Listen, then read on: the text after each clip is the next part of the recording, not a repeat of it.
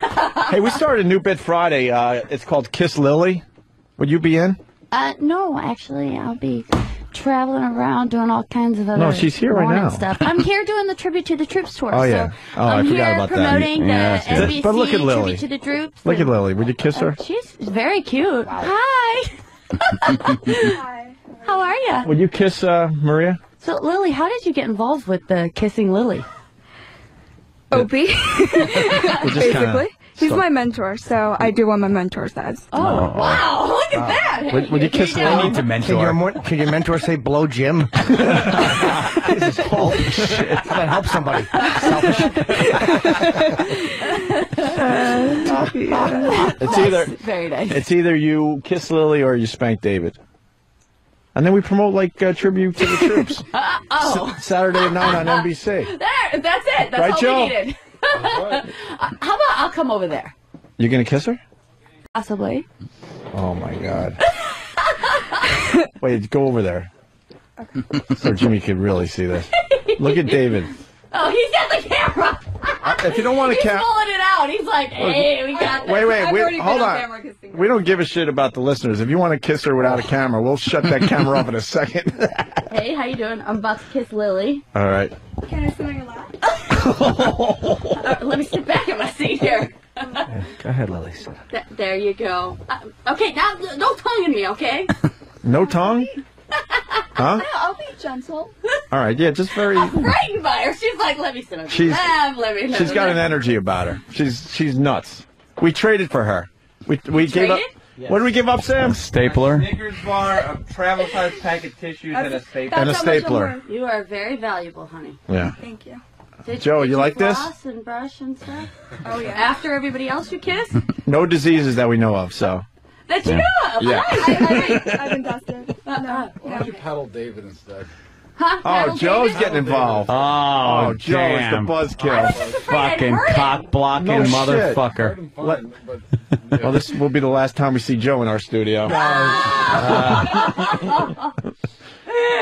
Wow. Well, we do have Lily sitting on Maria's lap, so. Be gentle, all right? How about just like a very gentle. nice sensual kiss? Just, you know, Jimmy? a nice little... Hair sucks.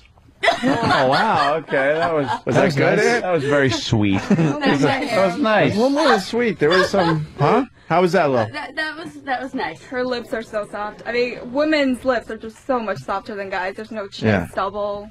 No. Oh, depending on who you We didn't kiss. get to see though because your hair was in the way. Yeah. I'm sorry. That was just That was us. it. That Yeah. was it. That All right, was that just was- a practice run. No, that was. Dirty, filthy Lily. You think like a guy. That was a practice. That's what I would have tried on you. Yeah. This is good. Okay, now time for the real thing. I didn't mean it. I just that was just Our an Kiss accident. Lily bit is taking off. I like Sure this. is.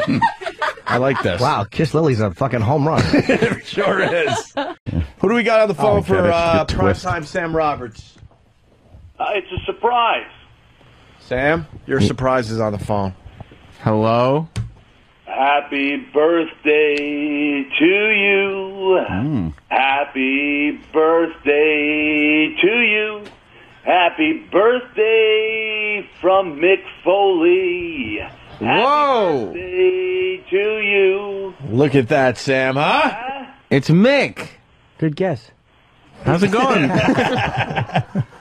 How's it going, Mick? Hey, good, Sam. Hey, that was at least as good a rendition as Consider Yourself Emily.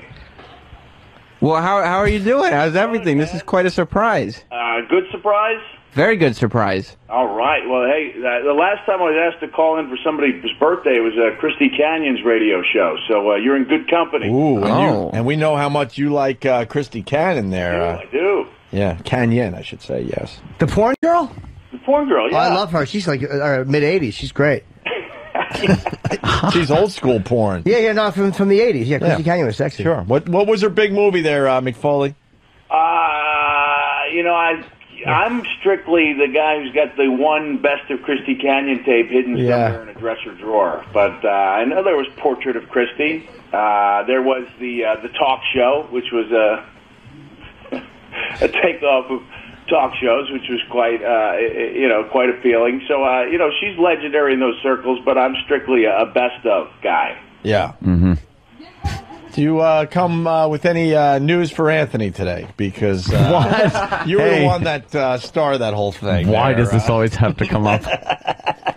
What kind of news? Yeah.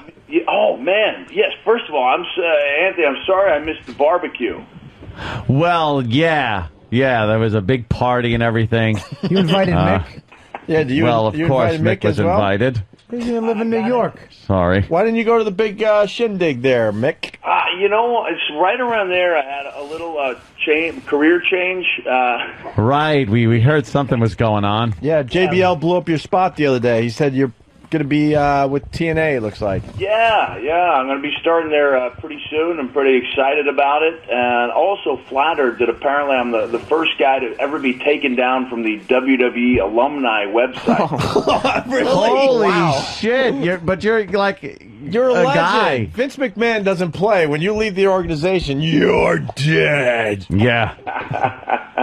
I thought it was bad enough. I went up to my wife. I said, "I've got some bad news," and she goes, "You're kidding." She knows whenever I say bad news, I'm usually kidding. I said, "I've been taken off the Legends of WrestleMania game."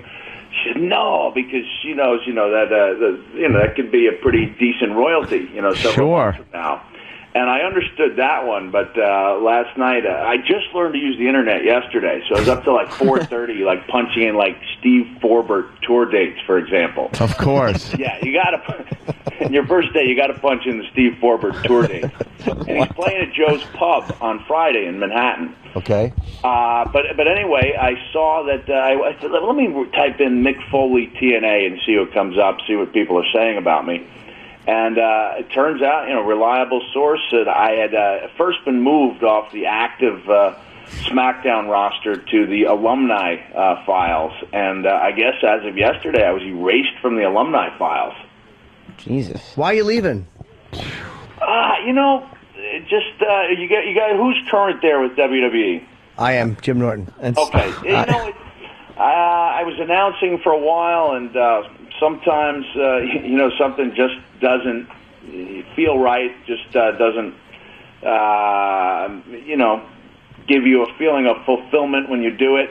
And that was the case. I got to stop you. All right, stop me. Because you're being a little polite. According to JBL, you didn't like the fact that Vince was yelling in your ear as you're trying to announce these matches. Well, here's the thing. Vince is yelling, "Yeah, Mick Foley. Mick, You're doing it all wrong. You suck." Supposedly, the chatter in your ear got to you after a while. Vince trying to, tell you what to do while you're doing it. This is cool because usually when I'm on, we can have a little fun at Vince's expense, and it makes me seem kind of like an independent guy because I'm willing to poke fun at my boss. But now that he's not my boss, I'm worried that if I say something derogatory, that'll be, construed as derogatory and bitter. Right. But if you guys say that it's because he was yelling at me and saying things like, "Okay, say it, say it, say it." Yeah, Mick, it's Vince. I'm in your ear. What the hell do you think you're doing? Say everything I say. Just say it. I'm fantastic. Vince McMahon is the best, the greatest. I don't care who you're talking to. Just say it or you're... I did ask JBL after I'd been on the job for about 3 months. I was like, you announced here for a couple of years. He said, yeah, and I said, this thing with Vince in your ear, does it get any better? And he told me that, it was definitely a concern to him. And so once I realized that it was not really, that's not an option. And I'll give Vince a lot of credit. I think he specifically was gentler with me than he was with other people. But in the end, it's his show. He can produce whichever way he likes. But for me, what kind of stuff was he yelling? He didn't yell at me that much. It's just those moments he did kind of stood out and made it hard to enjoy the show. So that there were times, a couple times, like the episode where Edge and Vicky Guerrero got married. Where 10 minutes into the show, I'm sitting there thinking, how am I going to get through these 2 hours without walking out? So I Were they suggestions on what to say, or was it what? Like, what would he? What's an example of what would be something he would say that would be like, oh God? Well, it would be the difference between saying, how about we lay out here, and saying, lay out, damn it. So, lay out! Oh, I got you. Laying out means, don't, let the action speak for itself. Right. And, man, it just... instead of, why don't you lay out, it's... Shut the fuck up, Mick! Let the fucking action do the talking! You're a bore fest! Like when I was writing, for example, surely, I was, an editor could look at it and then tell me where I'd gone wrong. But that's a lot different than being told while you're writing it that what you're writing sucks. You know what I mean? Yeah. Change it. And what? One of the reasons I laughed when I did was that, man, I do like Vince.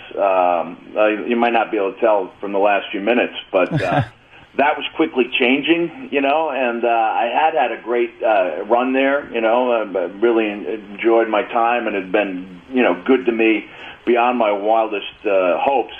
And I kind of wanted to get away while I still felt very positive about everything. So I think I did things the right way. I kind of went out with a bang, and, I'm looking to start something different. So basically what you're trying to say is, you've had it with Vince and the WWE, and you don't mind burning a bridge, and that you have moved on, and you don't need Vince anymore. I don't think that bridge was burned until I called in this morning. Well, we'll help you out there. No, it was cool, and I thought it was cool, and I did, I talked to everybody on the way out, and I've seen people leave on a lot worse terms. I tried to do it the right way, and I'm sure there's there's going to be a couple of bad jokes there that I just won't say. Yeah. Hey, do you coin city yourself like Lucky? Yes. Of course. Is that Norton? Yes. Yeah, Norton. Yes. Well, why do you ask, Jim? Just because, I mean, like, you're leaving on weird terms, and you're not going to be considered like a part of the family. Wow, I like how you're tying that in. Of course. You a little singing for me? No. I always tie it in the spoken word. Yeah. Any final thoughts that you have about the WWE before Vince showed you the door and threw you on the curb there? No, he didn't show me the door. I think I saw the door and I wanted to open it. Mick, it's Vince. See that door? Walk through it and leave your mic behind. And keep walking. That's right, you keep walking. No, final thoughts, it was great. I loved being part of it, but I sensed that, there was not much more I could do there. Once you've been the announcer, and you realize that, when that's through... Bust my ass! Bust my ass, Mick Foley! I'm trying to be a diplomat. Are you diplomat? Are you trying to say that? Difficult. Are you trying to say that Vince McMahon is a motherfucker? Wow! I don't think he's trying to say that. No. This Mick Foley, he's lost body parts for this Vince McMahon. That's true. He should at least leave you on websites and stuff. Yeah, that's true. They could have left me hanging on the website. But listen, like I said, it was great. And just when I come in from now on, you guys will have to do all the Vinceisms, and I'll just kind of blink twice for no and once for yes. Absolutely. Well, I got to tell you how things work around here. Now that you're not part of the WWE, oh, Jesus. He's still Mick Foley, author. Who was there for you guys? Who reached out when you guys were off the air? Triple H. The Dudleys. Who else? Yeah, let's see. The Blue Meanie, I think, gave me a call. Killer Kowalski before he dropped dead. Poor Killer. Who else? No, of course. Mick's always been there. He's a stand-up guy. Well, hey, I appreciate it, and I wouldn't have gone to TNA if I didn't think that it was a show and a group on the rise, and they're going to be in Long Island tonight and Manhattan tomorrow, and I'll be starting sometime soon. So I just hope some of the fans who liked what I did on WWE will kind of basically what he's saying is, what? If Vince didn't show him the door, he wouldn't know what TNA was doing. Oh my God, I think that Mick probably got a good money offer. Mick's a great asset to the company because he's a huge name. Yep. And Mick, he wasn't going to be yelled at. Are you going to be announcing for them? Are you going to get in the ring a little bit too? Well, you know what? We haven't really determined what the role is, but I did say, I said, look. I've tapped into your earphone here at TNA. Thought you could get away from me, didn't you, Mick? I hijacked the line. I hacked it myself, and I'm going to be talking in your ear now, too. No one Vince is going to just buy the whole TNA thing just so he can fire you again. Just so he can talk in your ear. Right. Hey, what does layout mean? That just means don't talk? Yeah, just says shut up. Let the action speak for itself. You know what? If anyone remembers that episode, it was really good, but at a certain point, Edge and Vicky were doing their first dance as a married couple, and they actually had a live duo singing, and they sang a full song. It went on for like 3.5, 4 minutes, and I'm sitting there 2 minutes into this thing saying, if I don't point out the absurdity of this, it needs to be addressed. And you know what happens is once you start getting hammered, even if it's not that regularly, you start doubting your own your own timing. Sure. Wisdom, and I'm sitting there like, all right, I need to say something. Like Jerry Lawler would definitely say something here. I've watched the show, for 20 years. I know that you're supposed to say something here, and I just kind of chimed in with, wow, this is really a special moment, which is seems pretty tame, and really got the unleashing. Really, just from that? What's that? Just from that? Just from that, yeah. What was the unleashing? Well, like I said, it was just the words "lay out" followed by "damn it," but said in a way that made me want to leave the arena. Wow. In honor of that, sorry, Sam, we're boycotting the WWE. What? Yeah, for at least a month or so. Why can't we have WWE guessing, Mick Foley in? That doesn't work that way. Nope. Because Sam is thumbs downing you while we're talking. No. And we don't like it at all. Sam's very disloyal. No, that's not true. I say Mick Foley is the only TNA guest allowed on the Opie and Anthony show. Lay back, lay down, lay off. Shut up. Sit down, Sam. Sam, I don't mean to put... I'm going to do this to Sam every day now. Just talk to him like this. Shut up. Cut your hair, you look ridiculous. Sam, I don't mean to put you in a bad spot, but I'm going to. Because... Your Jim's ass? One bad spot. You're... Mick Foley loves you. He called you for your birthday. Yep. He's not with the WWE anymore. I need you to say something bad about Vince McMahon and the WWE in honor of Mick Foley's firing. Say it, Sam. Okay. Say it, damn it. I think Vince McMahon made a mistake in letting Mick Foley go. There you go. Wow. All right. Yeah. Wow, easy on the harshness. We didn't mean that crazy. Well, you know something? Knowing the WWE, he'll be back. Come on, you little twink. They bring everybody back every so often. They really do. Mick will be back, and yeah, he'll be forced to share a hotel room with Dusty Rhodes and his goiters. Ow. Well, Mick. Listen, Sam, I just called in for happy birthday. Glad I get a couple of these things off my chest, but honestly, it was a good move, and it was time to make the move, and I wish WWE and Vince nothing but the best, seriously. Man, I wish I could see your face as you're saying that. Okay. Hey, are you doing an A&E reality show? You know what? They came into my home several months ago for like 8 days, 16 hours a day, and we did a pilot, and everybody involved thought it was going really well, but on day 2, I got like the little feedback that the people at the station were concerned there wasn't enough conflict in the family. So did you hit your wife? So you're getting along too well. What are you doing? Start knocking her around a bit. Shake one of your kids. Oh God! So much for reality, though. Yeah, hey, I was told when I addressed that, I said, well, we're not really a family that yells at each other, because I know that's kind of what, from looking at a little bit of reality here and there, that's kind of what they want. And a lot of like Hulk stuff that looks staged to me. They said, no, that's passe. We think it's time for like a a new type of family on TV. And first of all, there's conflict in every family, and if you look for it, it's there. It doesn't have to be so bold as, you know, as like you said, yelling or smacking. Yeah, having sex with one of your daughter's friends. Real conflict. Jeez. But you know, I was actually relieved. You know, I'm glad I tried it, so that we're not sitting there saying, "I wonder what would have happened if we tried that."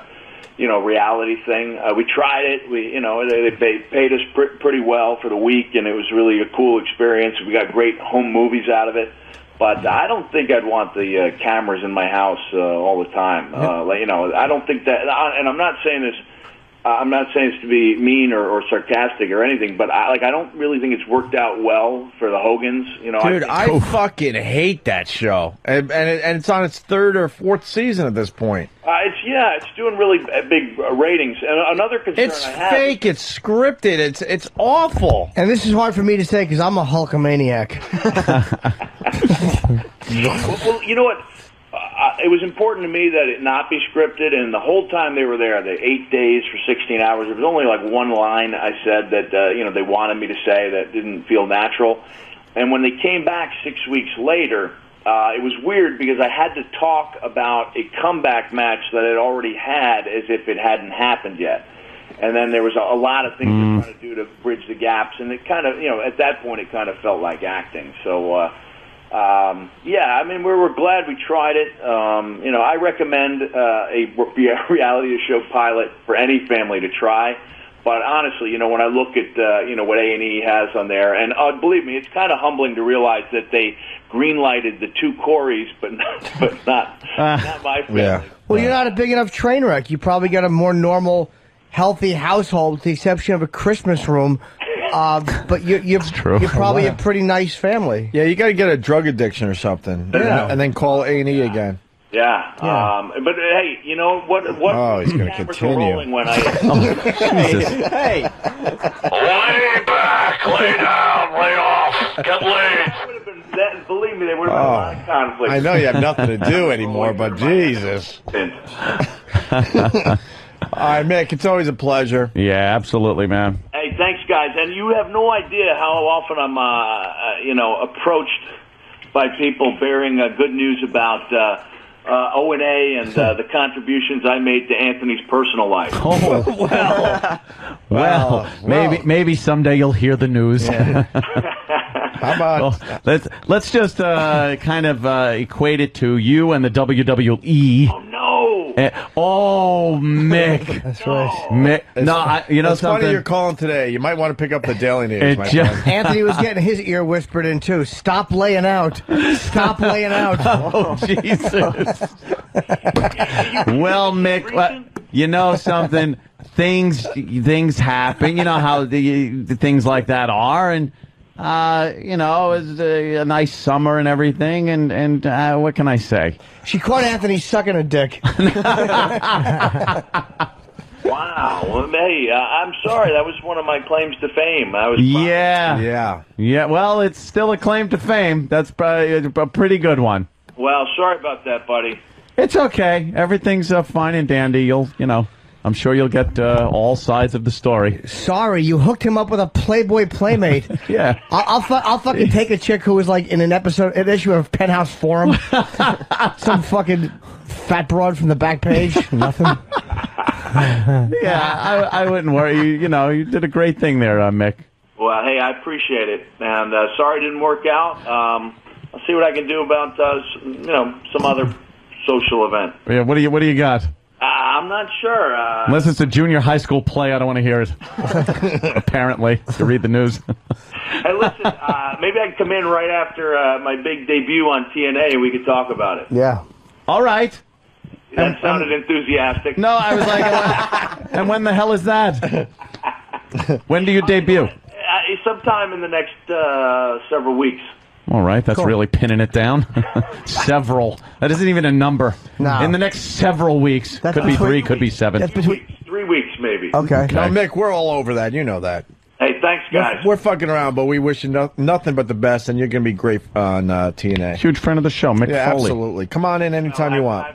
Thank you. And listen, I'm being sincere when I'm just reiterating that I thought I left on pretty good terms with WWE, and I really do like. Why? No, you fucking didn't. Why'd you do that? Damn. Oh, I did not expect that one. I saw that right arm move. And I couldn't look. You're a fucking prick. Enough. Oh, Enough. Shit. Oh, it's fucking Mick Foley. Enough. Oh, Sam, he called to wish you a happy birthday. I know. Why did you hang up on him? didn't even get to talk to him. He's doing his final words to try to, salvage anything he has with Vince McMahon. That was a big call. He was, you know. Happy birthday, Sam. Now beat us. Bring that cake shitting bitch in here. We got Primetime Sam Roberts. Primetime? Primetime's got to have a few pertinent questions. You got to ask the wrestling This questions. is Primetime Sam. He wrestles too, by the way. Well, I don't wrestle yet. Well, what do you do? You kind of. I saw you. Wait, there's a picture of you heading toward the ring, high-fiving people. Yeah, why don't you show John Cena some of your moves? Because, you were cocky and you messed up somebody else's match. You were supposed to be a manager. You got in there and did a couple moves. You got a strict managerial role now on the way to the ring? Is that it? Yeah, the only move that I have would be the low blow. He did the low blow. Yes. The move they give the chicks. Yeah, the one they give the girls. Yeah. Very effective, but a feminine move. Yeah. But and then also getting punched in the face. Yeah. That works, too. That's my other move. That works a lot. You should incorporate your afro into some type of move where you put it in their face and then they over dramatically grab their eyes like your hair is like it's sandpaper. Yeah. Sam, before Wool head. Before you ask your question, now a lot of the Reddites listen to the Opie and Anthony show, and when someone like Cena's on, they're all listening. They're ready to blog. Oh, yeah. So you got to ask him a question that puts him in a weird position, because then he's got to say something, and then. And if you ask a bad question, if you ask like a stereotypical question, certainly not only I get ripped apart by the wrestling sites all the time, so that's a given. But now you will be thrown to the wolves. So choose your words wisely. Primetime Sam Roberts. We're looking for the Google alert today, because you come up with something good. Okay. Then the question will be... You're off to a good start. Promising. Okay. Does it frustrate you that the fans... Because John Cena is a good guy. I'd like to think I'm a decent guy. Yeah, I think so, too. All right. A baby face. Right, that's what they call it. That's what they call him in the business. But for some reason, especially with, like, East Coast crowds like New York and Philly, the cool thing, quote-unquote cool, I don't agree with it, is for... I like your moxy, kid. Yeah. All the male fans just boo him unmercifully. Yes. Is that a frustrating thing when you're trying to... Not at all. I think it's one of the great things about WWE, especially the fact that Monday Night Raw is on live TV, because you, as a good guy or as a guy who doesn't do anything against the rules, is supposed to be a babyface in the business. Yeah, right.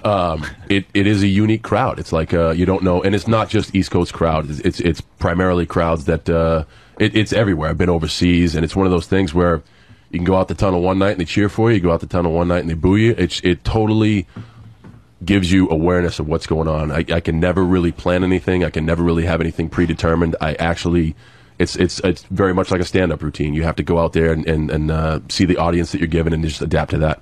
But has there ever been a fan that said something to you that just got under your skin? Like, dude, that's the one thing. I have been called absolutely everything in the book.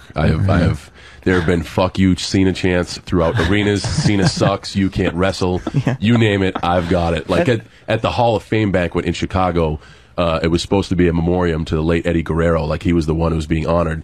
I inducted William the Refrigerator Perry that night to a resounding 7,000 people saying "fuck you, Cena" at a memoriam for Eddie Guerrero. Brutal. That's where I'm at. So I honestly, believe it or not, I enjoy it. I think it makes our program awesome to watch, and it's gotten like for lack of a better term, that tastes great, less filling chant going, where you have the "let's go Cena." Cena sucks, because all, like you said, all the male demographic is telling me to go to hell, where the kids and the parents and everybody are kind of behind me. So I think it makes for a unique rivalry, and when you get that many crazy people in that that type of environment, it makes for some awesome stuff. And he's not going to answer that question, by the way. Well, I'm sure there was one thing that somebody said, and it really did get to him. But why would he admit that? No, because that's all he's going to hear. Well, the thing is, like, if if it's in the ring, like you got to take anything in the ring with a grain of salt, because that's pretty much, people pay a ticket and WWE grants them the license to pretty much do whatever they want. If I see somebody at a gas station and they tell me to fuck off, then I'm gonna give them a follow-up question. Fuck you, yeah. Wham. But usually 9 out of 10 times, I like that a lot.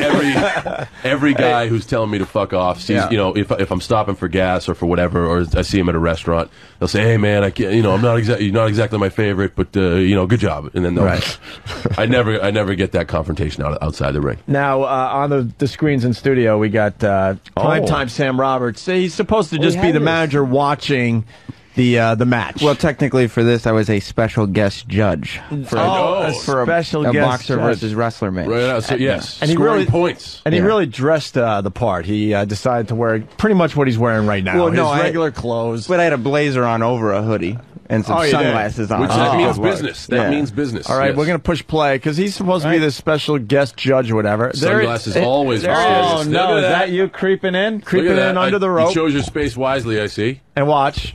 There it man. is. It's a chick move, you know. There it is. There's a little trash talk, a little guffaw. Now, what are you doing? You're too small to be doing this. He tried to pick him up, and now he's smiling. You're not supposed to smile. No, I was happy about it because Pete Gass of the Mean Street Posse had Larry Barnes up there, and we were in cahoots the whole time. The whole time. Wow. Who saw that coming? No, not this way. That's not like that. Oh, no. And now Sam is in the ring awkwardly trying to figure out what he should be doing next. Yeah, you just kind of, you didn't know what to do with your arms, did you? You had your big move, and then you stuck your chest out, and then you were like, if you'll now notice, what? the referee kind of came in while we were still in the ring, as opposed to coming in. Yeah, he may have been in cahoots with you guys as well. There he is, just watching the whole shenanigans go on, doing nothing. Disqualified. He's lost control of it at that point. He's just walking around the ring. Yeah. Well, there's a possibility that the referee might have come out too early.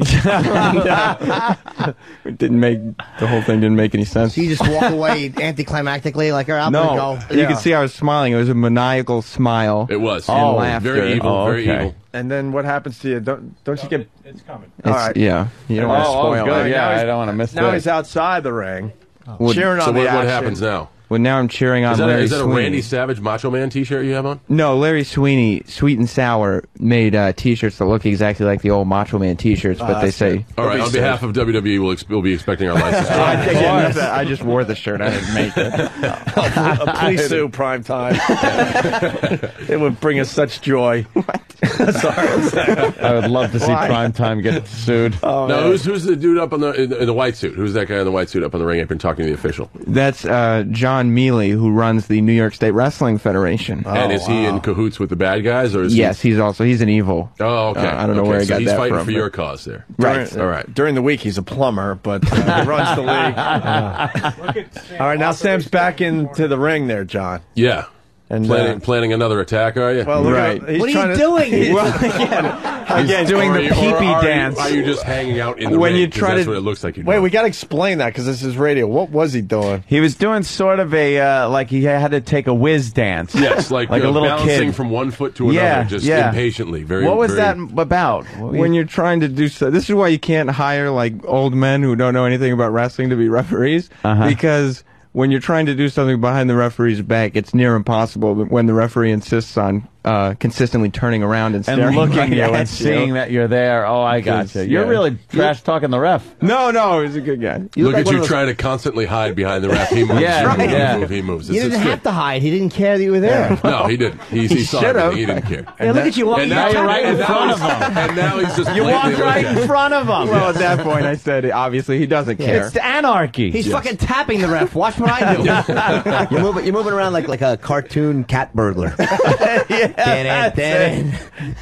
trying to be sneaky, like Bluto Blutarski going in to kill the horse. Yeah. Oh, Sam. But the fans in the back at a fever pitch. And Wow. He's a professional out. boxer. There you go. There you go. You got knocked out cold. Are you going to get up Prime from time that? goes down. No, not from. You don't get up from something like that. Yeah, you're not going to get up from that. All And right. he knocked out everybody, huh? There you go. That video is up on YouTube under what? Yeah. It seems like the Prime time gets his chiclets dusted. That's good stuff. Primetime Sam Roberts and let me read some comments. YSWF debut. Yes. Scroll down. Let me see. It got 5 stars, though. Well, it's a good video. You're as bad at wrestling as you are on the air. Which is, since I'm good on the air, I must be a good wrestler. Thank you very much. I like how you can hear Sam's girl laughing when he gets hit. Oh, really? Well, Can you stay out of the ring, sir? Who is Sam? Stupid question. And linger longer. Yeah. Oh, man. Not many comments to the video. Not many comments, but they're speechless. Hopefully now, Yeah, if the wrestling boards are listening, they'll go up and give you an honest evaluation of your performance, which I thought was top notch. Oh, thank you very much. You got a future. Your lurking was top notch. Your evil mysteriousness was just spot on. From a man who knows. You got a future, kid. I think we're strapping the Rocketeer back next week. We're all the way to the moon with this one. Great, thank you. Wow. Why are there more people in the ring than in the audience? No, that was a drawback, but that's okay. It was a good crowd. It was at the New Rochelle High School. It was supposed to be a big draw for this. It was. It was a good. It was like probably 700 people there. Yeah, New Row High School. They must all be. They must all be sitting behind the camera. One guy in the back with his hands in the air. Camera. Yeah, the one guy with the hockey helmet. All right, we're gonna give this trip to SummerSlam away. Yeah, let's do it. We got, I think, my last count was 7 aspiring professional wrestlers who all have their own fantastic and unique characters to show us. And what is the criteria here? What are we looking for in these wrestlers? Because they're going to have to do some mic work. Yeah, well, you know, we're going to want some charisma, that certain electric it factor that we need. Somebody who you could see on a poster in a kid's room, you know? Uh-huh. Somebody like that. Somebody who could be the next... Cheryl Teagues? Wow. Someone who could be the next heavyweight champion. Way back. Jesus. I like the Farrah Fawcett poster myself. Back in the day, yeah. Susan Anton. Myrna Loy. You remember when John Cena was in here? No. Well, he was recently. Oh, of course. I mean, yes. Yeah, someone like that. Yeah, that guy's got charisma. Right, like a John Cena or a Triple H, and I think we might be able to find him. All right, good. Hey, can we take a quick break and then start the contest so we can take leaks and stuff? Shane, you need anything? Coffee? You're all good? I'm good. You know, Sam, you can teach me a little about that charisma since you just kind of blew Doesn't he have so much of it? Yeah, let's take a break and then hook me up here a little bit. And what's sad about that whole thing? That was Sam really trying to impress you. Oh, yeah. I thought I did all right. He could give a shit about radio if you guys come a-calling. He would leave this show tomorrow for the WWE. Hey, we got Dru Boogie in studio. We're going to do a quick break. Drew's going to play us out for a minute or two here.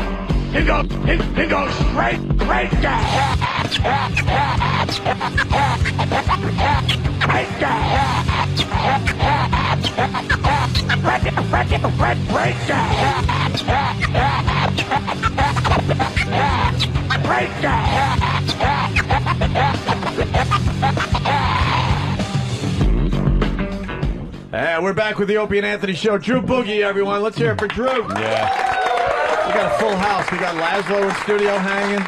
The day before vacation's always a big party there, Shane. And, of course, Shane from the WWE, Shane McMahon, who will be in charge of the WWE down the road. It's obvious. Why does Jimmy's heir belt to the throne? Jimmy's belt spins, but Anthony's doesn't. Well, I got a spinner, too. You got a spinner, too? Yeah, man. Oh, look at that. I don't know. Mine's more legit. I don't need gimmick. Gimmick tree. Gimmick tree. I mean, I'm very. That's a tree where gimmicks are grown. Tool. Jeez. I love Jimmy. I don't know what to do with Points this. I'm very appreciative, but I don't know what I'm supposed to do with this thing now. Wear it. You put it in your hold back it over window. your head. Yeah, you put it in the back window or something. Yeah, put it in the back window of your car. Yeah. Hold it over your head when you walk down the street.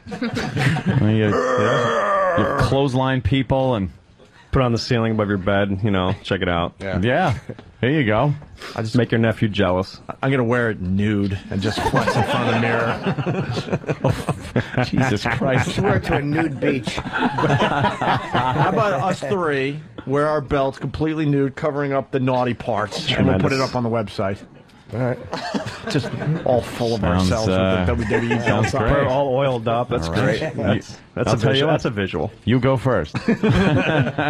Hey, Sam, so let's get this thing, going. Primetime Sam Roberts. Yes, thank you. All right, so should we have our first contestant? Yes. Somebody's going to win a trip to SummerSlam today, everybody. Yeah. Now they got to look the part. Yeah. They got to sound good. So Look good. Charisma. They had to come up with a wrestling name, Yeah. a gimmick, and they're making believe they're wrestling you or E-Rock. Yeah, I think a couple people didn't get that, and so I think one person wants to wrestle you, Opie. Yeah. But well, I got the belt. So yeah. of course they got Some smack. Yeah. But yes, and everybody's got a nice character name. This is going to go really well. I can feel it. So let's bring out our first superstar, the Executive Decision. Wow. What is this, Kilo? Kilo? Oh, look at this. I get it. He's dressed in a business suit. Looks very executive-like, so he's the Executive Decision. All right, stepping up to the mic. How you doing? Just in case you guys are tired of seeing thin people. What? That's always good. Open with a joke. Is his mic loud enough so we can really hear this bombing? He's going to show a PowerPoint presentation. Well, I want to thank you guys for having me here today and understanding my time is valuable. As you know, we have SummerSlam coming up, August 17th, Conseco Fieldhouse. But the reason why I'm here today is to announce a change that's been taking place. I don't know if you guys got the memo. He's handing out memos. It's okay. Kind of like Executive Decision here. Bottom line, the reason why I'm here, like I said, is E-Rock and Sam have proven to be ineffective. So I'm announcing a change that's taking place. Yeah. I am the executive. That's how you executive produce. An executive decision has been made, and I am the executive decision. I've been contracted to clean out the dead weight and improve the bottom line.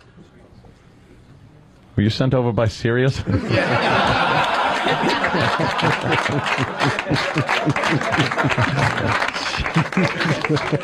How many car crashes went off? Like I said, the memo says there will be some changes One taking more. place. Although the bottom line is to increase their performance and get rid of their salary.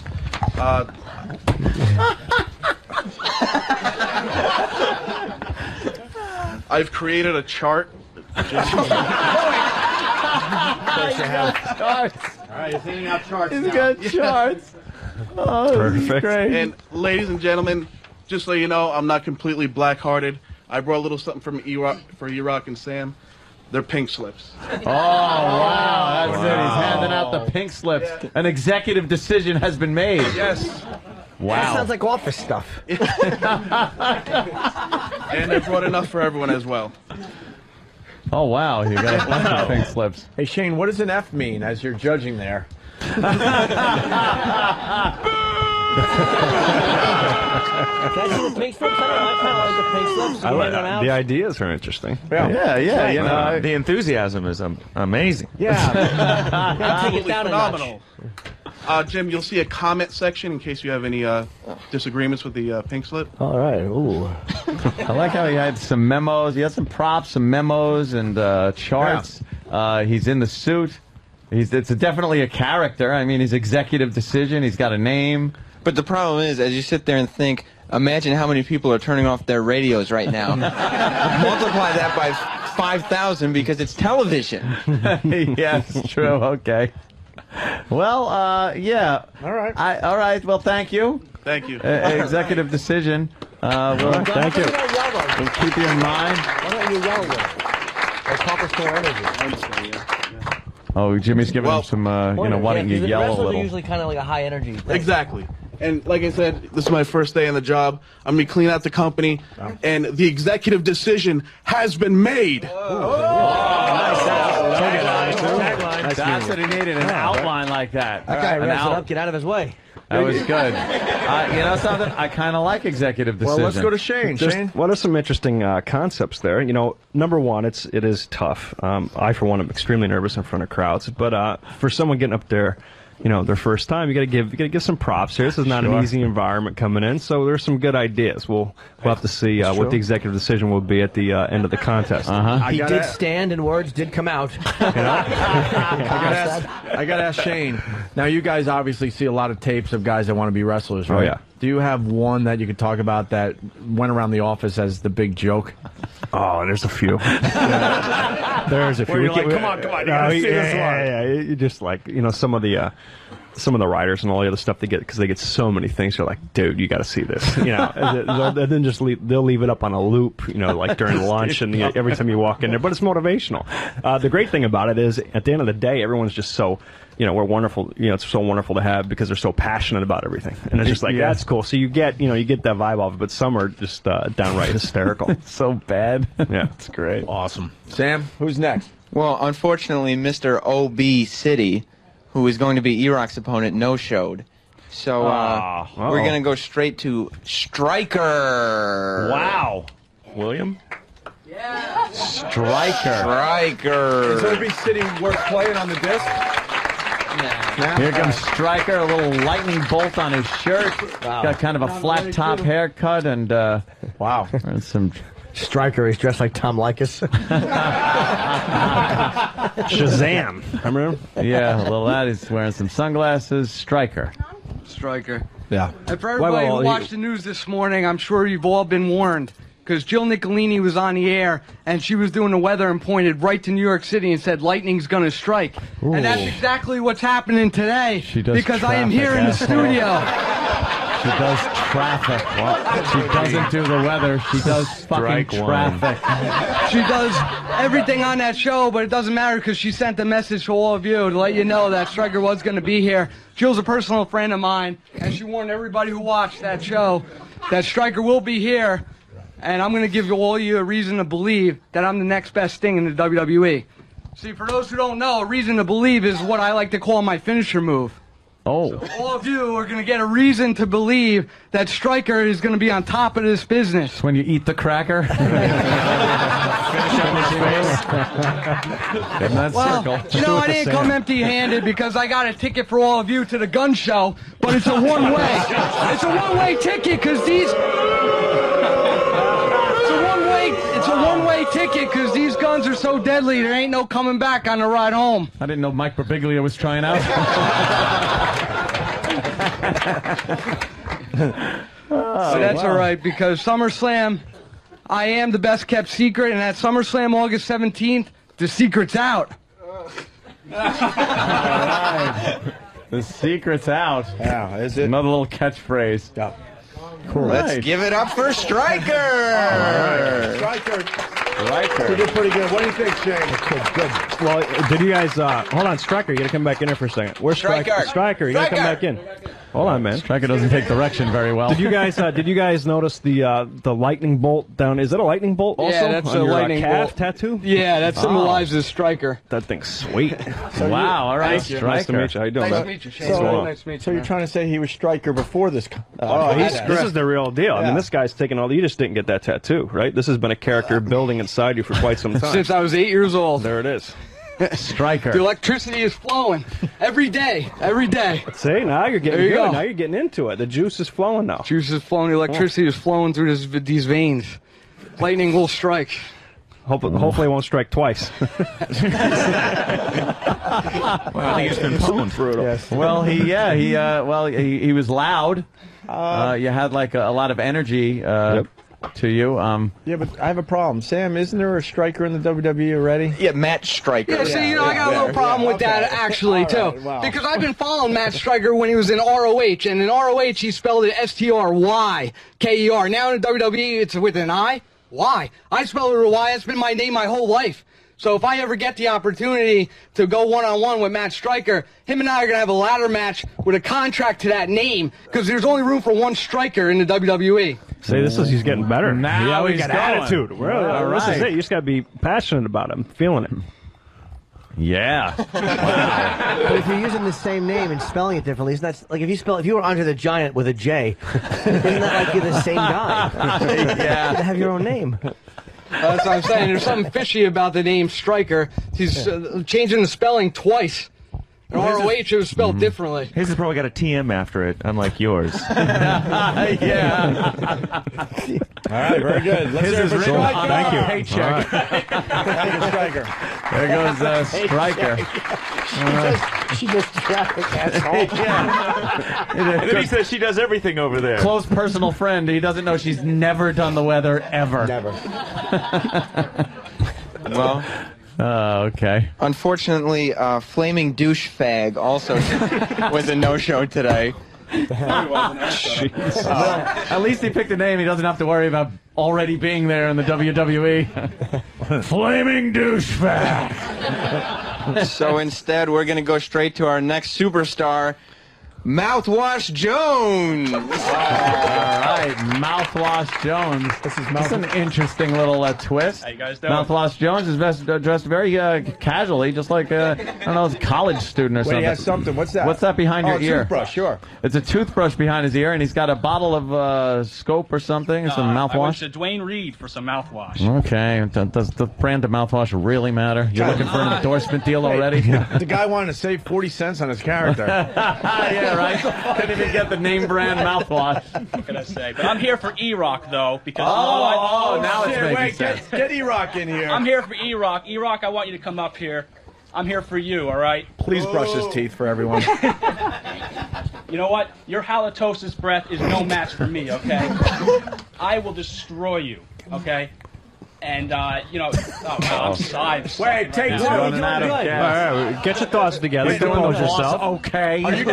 Are you trying to say that you're starstruck by E-Rock? No. All right, more good. of a Shane, so. I'm trying to say that he came in with a prop and no other material. Well, let's see. Let's get a do-over. Let's get a do-over. Yeah. You know, compose yourself. Get Let it ready. rip. Get fired up. My name is Mouthwash Jones, and I'm here for E-Rock. E-Rock, you're in trouble now because I am going to destroy you with my mouthwash. That's all I have. I'm sorry. Wow. Well, let's see what E-Rock has. E-Rock? I actually just came up here just to trash on E-Rock. That's about it. At least tell him to get on his knees and gargle. E-Rock, what do you got for him?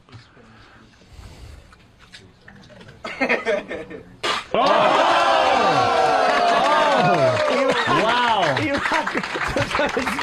E-Rock gargled with some of the mouthwash and then spit it right in Mouthwash Jones's face. He just gave you some hairspray. My Wow. friend. Yeah. Face. Well, what do you have to say about that? now you got to think on your feet here. That's right. I guess so. Well, you know what? How about I stick this up your ass? You might actually like it. No, you didn't. This is a violent show. Yeah. Let's see what E-Rock's got. Why is it always gay? All right. Because that's what you like. Go ahead, E. You're saying wrestling is gay? No, I'm saying you're gay. Oh, this is good. Stick it up my ass, huh? Yeah. I dare you. Bend over and do it now. Turn around. Go I will ahead. break you. Go ahead. Come on. must break you. Take the first shot. I dare you. Go ahead. See, now you're going to kiss You me. just backed can't up. kiss me. You just backed away. Yeah, because you can't kiss me. I'm Don't not pucker trying your to lips. kiss you. I'm Don't- sure you would love me to Everyone kiss saw you it. You because- puckered your lips. You were quivering a little bit. Don't. There'll be some fists flying Come on. soon. Take a shot. Go ahead. Go ahead. Take it. See, you're doing it again. You're licking your lips and you're quivering. I'm not quivering. Come on. You're speaking of a really What tough was that? game. I'm sorry. What was that? You're speaking a really tough game, but you're not backing it up. Let's go. Go ahead. Turn around. Wow. Do it. Wow. Don't make me. Oh. Want to do it right now? Why are you quivering? Stop quivering. You look like you're going to cry. This is great. We'll say it's like a junior on. high fight. Come on. You're so tough. Let's see you do it. Take me down and try to shove that up my ass. He's dead serious. This is awesome. Oh, yeah. Probably wants it. Hey, come here more Want often. to do it? Wait, want to go? Or you want to save it for SummerSlam? I want to save it for SummerSlam. Good out, guys. Oh, yeah, that was a good People commenting saying E-Rock has a huge weight advantage over a brontosaurus. That was magic. Yeah, that was. But honestly, yeah, I just wanted to come here to try to bash E-Rock, and I failed miserably. You did good, bro. Yeah. What's your name again? It's Mouthwash Jones. Mouthwash Jones. What do you got there on Mouthwash there, Shane? Well, first to say hi. How you doing? Nice to meet you. He really got into it, once you get face to face with E-Rock, but I gotta say, E-Rock pulled your punk card. He just left it out there, and he didn't do anything about it. Mm-hmm. Yeah, what can I say? I guess I got a little nervous. Yeah, it's all right. All right, there, mouthwash. Take your toothbrush and your mouthwash and beat it.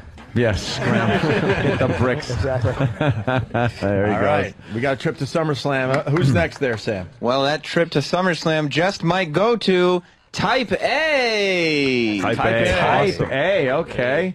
That's cool. SummerSlam live on pay-per-view wow. Sunday, August 17th, 8 p.m. Yes. He just slammed in the door. He's wearing a suit. Another man in a suit. First of all, I want to say F the executive decision for stealing my gimmick. Nice. I like that.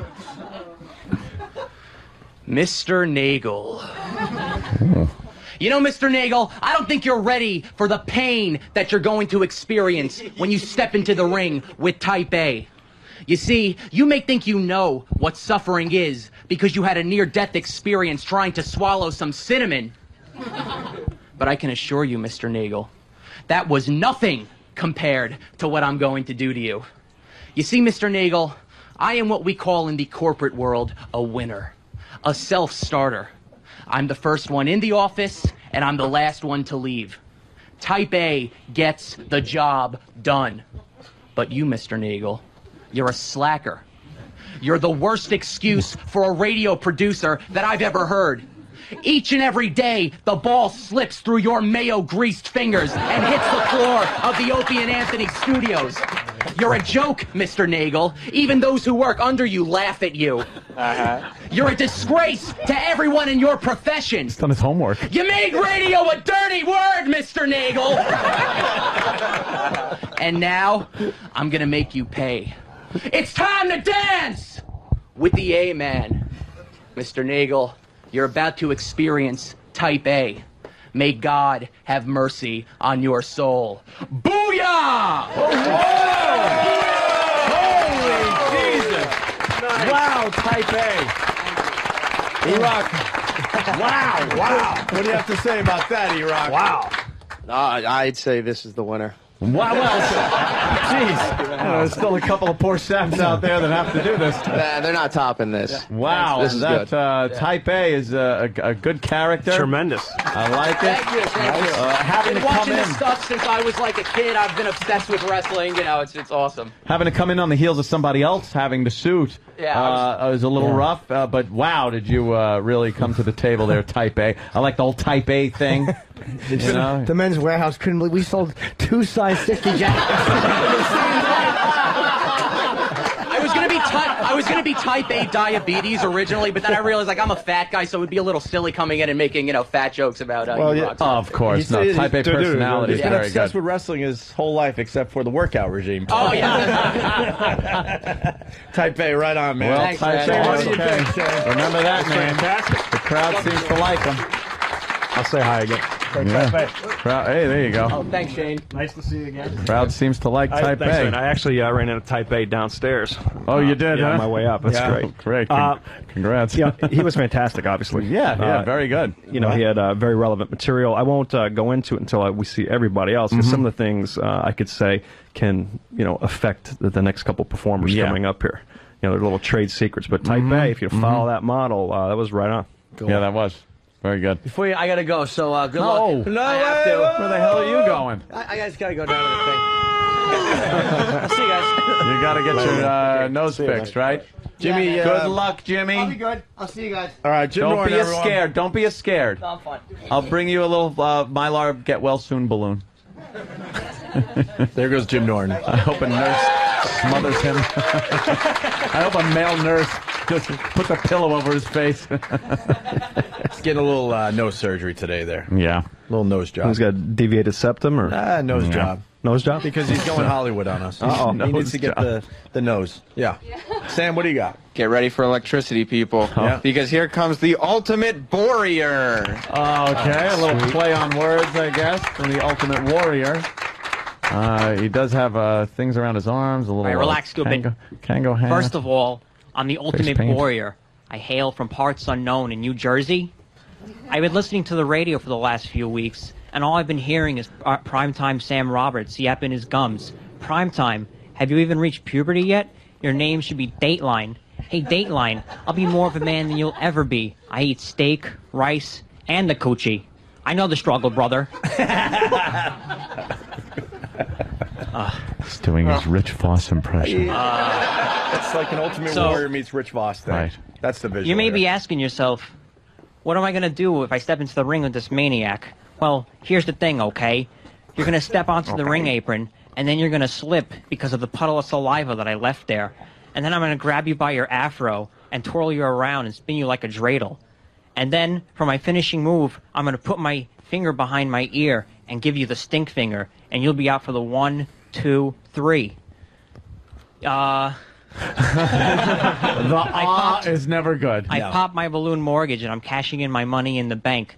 And I'm such a nice guy, I'm letting you pick a day where you can challenge me. You can find me either August 22nd or 23rd at Uncle Vinny's in Point Pleasant, New Jersey.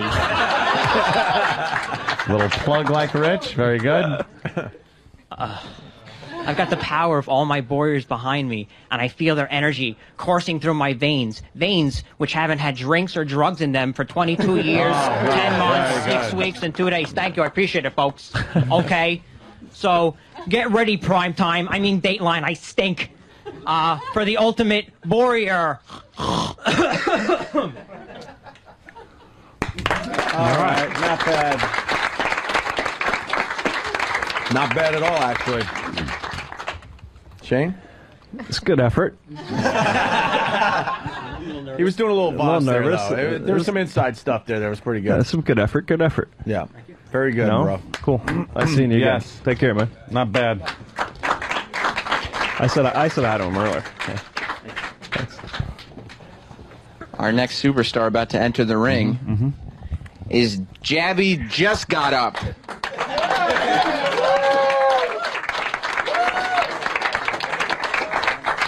The full mask. He's got the full mask. Oh, yeah. This is... It's really loud out there. Wow, he's wearing like Sweet. Pac-Man pajama pants, Homer Simpson slippers, a black shirt, a blue cape, and a blue and gold mask with an M on it. This is my blanket. Oh. He's Jabby Just Got Up. What time is it? Jabby just got up. Okay. Sweet. Hey, Sam. Listen, it's... Oh, I slept so late last night. I'll talk to you later. I gotta get back to sleep. Can I go take a nap? He's very interesting character that by interesting I mean boring. I don't See, he get just it. got up. Yeah, I know. I get it. I get the name. Right. Jabby just got up. Is that it? Is that it? That's it. I don't know. He went back to sleep because he was tired because he just got up. No, I get the concept. Oh, okay. All right. Well, All right, Jabby. I had high hopes for this one, actually. I was just like, wow, he came out, full regalia, and especially the Homer Simpson slippers. And now he's asleep on the couch. That's it. He had nothing. He's still in character, though, if you'll notice. Everybody else, when their promo was over, they dropped character. Jabby just got up, is still pretending to be asleep on the couch. What do you have, you have like $5 on the side with this guy? You're trying. I just like the character. Could he be really be asleep? He could be, along with our listeners. Yeah, before he puts the rest of the audience to sleep, let's get the last contestant. Yes. Our final contestant is Matt Massacre. Matt Massacre. Oh, no. I think I know who this could be. Hurry up. Matt Massacre. Oh, boy. Let me finish getting in character. Getting in character. All right. Looks like kind of a gangbanger. Yeah, looks like a gangbanger. Sure. Matt Massacre. Fucking right. Oh. Uh-oh. Oh, there he goes. Oh, it's Flea Man. Of course it's Flea Man. Yo, E-Rock, name's Mad Masker, that's who I am. E-Rock, he needs you to look at him. So Hey, he man. can What the do hell his are you rap. doing? This is a promo. You gotta look at me face to face. You're performing for the audience, not for E-Rock. That's for the audience. Whoa. Yo, E-Rock, listen, I'm Mad Masker, that's who I am.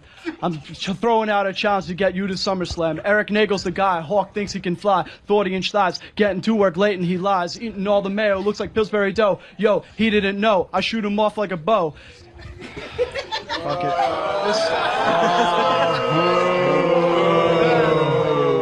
Word. That's fine. Shoot him off like a bow. Try to pick a 20th century weapon. That's low.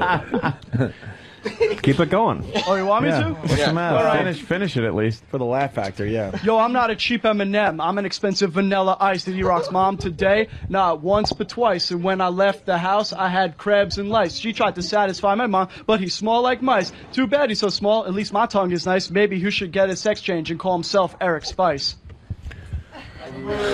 Okay. Wow. How do you think? Taken down. And it's E-Rock from behind. E-Rock down on the ground.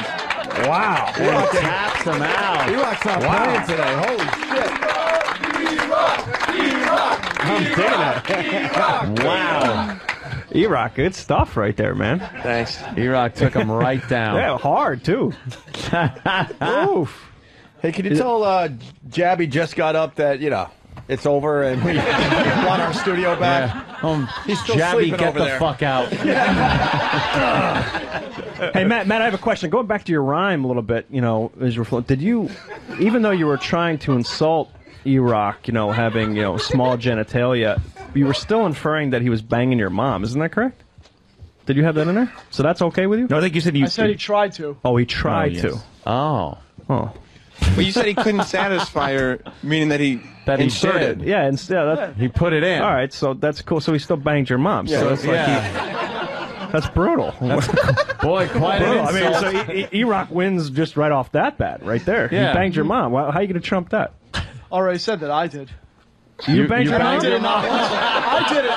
No, I banged his not once but twice. Yeah, but he banged your mom and just banged her, and you said in your rap that you banged his mom and ended up with crabs. And lice. Right, so he still wins. Because he doesn't have any venereal diseases. Yeah. Sweet. And he took you down, made you tap out. Yep. Wow, that was handy. I assume you guys may know each other.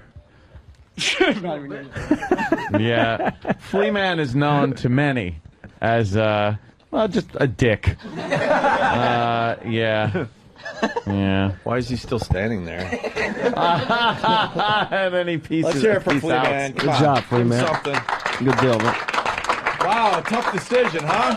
Wow. Got a real tough decision here. Is that it? That's it. That's the contest, everyone. Wow, well. I thought Eastside Dave would give us a little surprise thing today. Where is he? Does he have his wrestling stuff today? Yeah, usually Eastside Dave is very good at it, at least as an exhibition, I would think. Well, why don't we do this? Shane, what time we have you till? Whatever. I'm good. All right, good. Can we take a quick break and then Sure. we'll announce the winner? For And then the, we'll tabulate the scores. That's it. for the trip to SummerSlam live on pay-per-view, a week from Sunday at 8 p.m.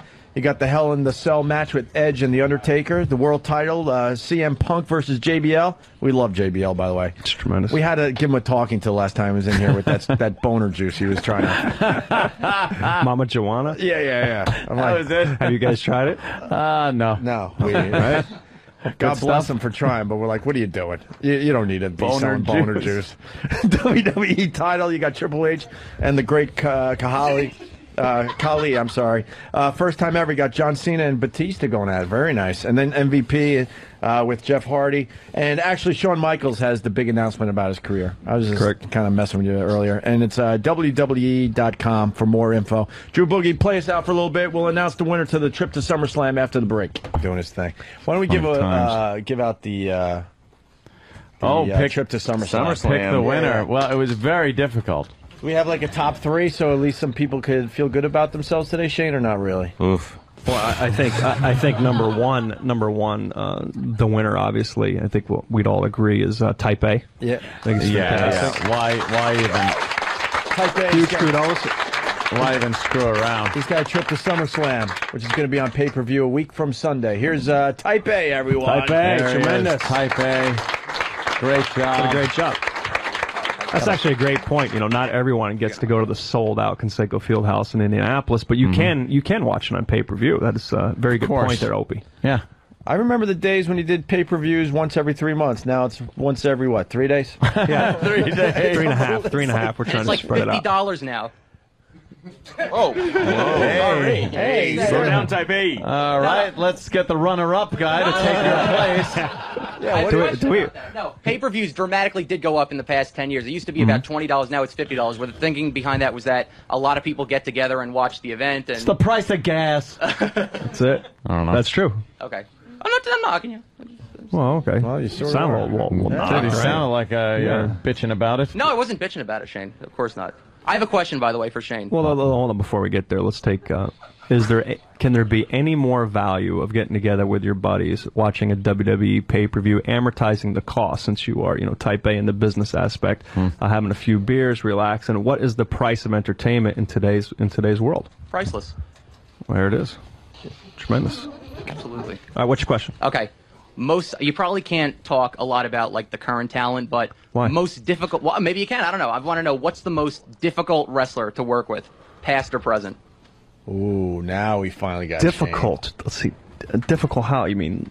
Just a dick backstage, or was like Nice. selfish, Prima donna. Yeah.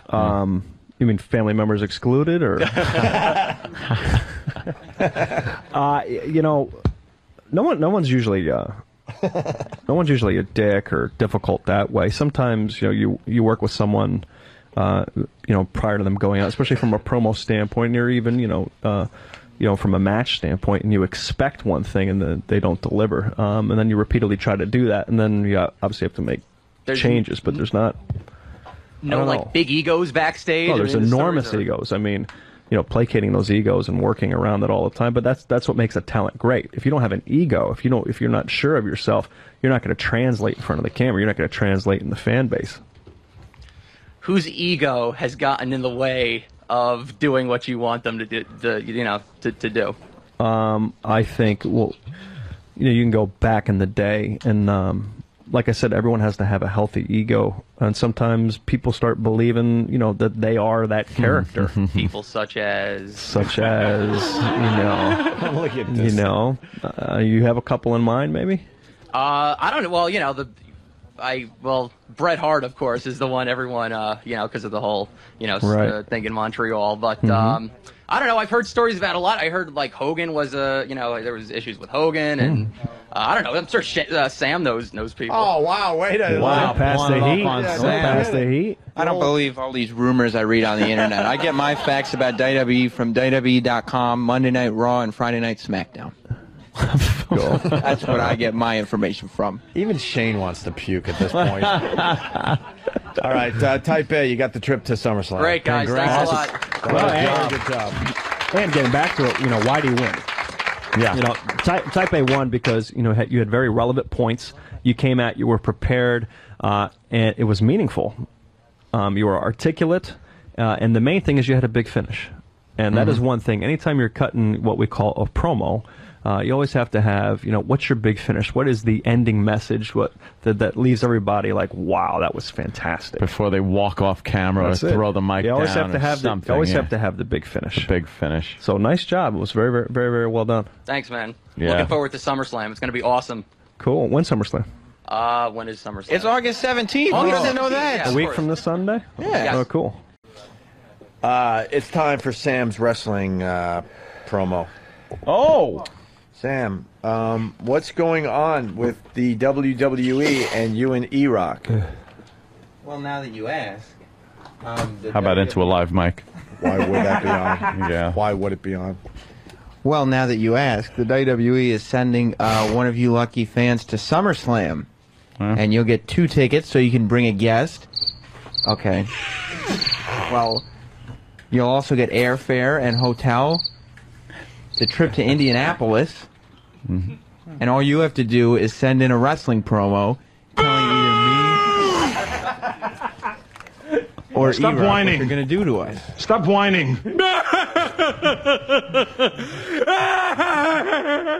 Did you see that jerk?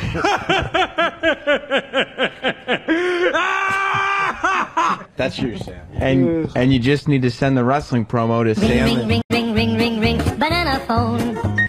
To Sam at OpieandAnthony.com. One sec. To Sam at Opie. One sec. To Sam at Opie and Anthony. Just send the promo. All you have to do is send a wrestling. Food, all right. Just make a wrestling promo. Boring. Just get a wrestling character and make a promo and send it to Sam at OpieandAnthony.com. And if your promo is picked as one.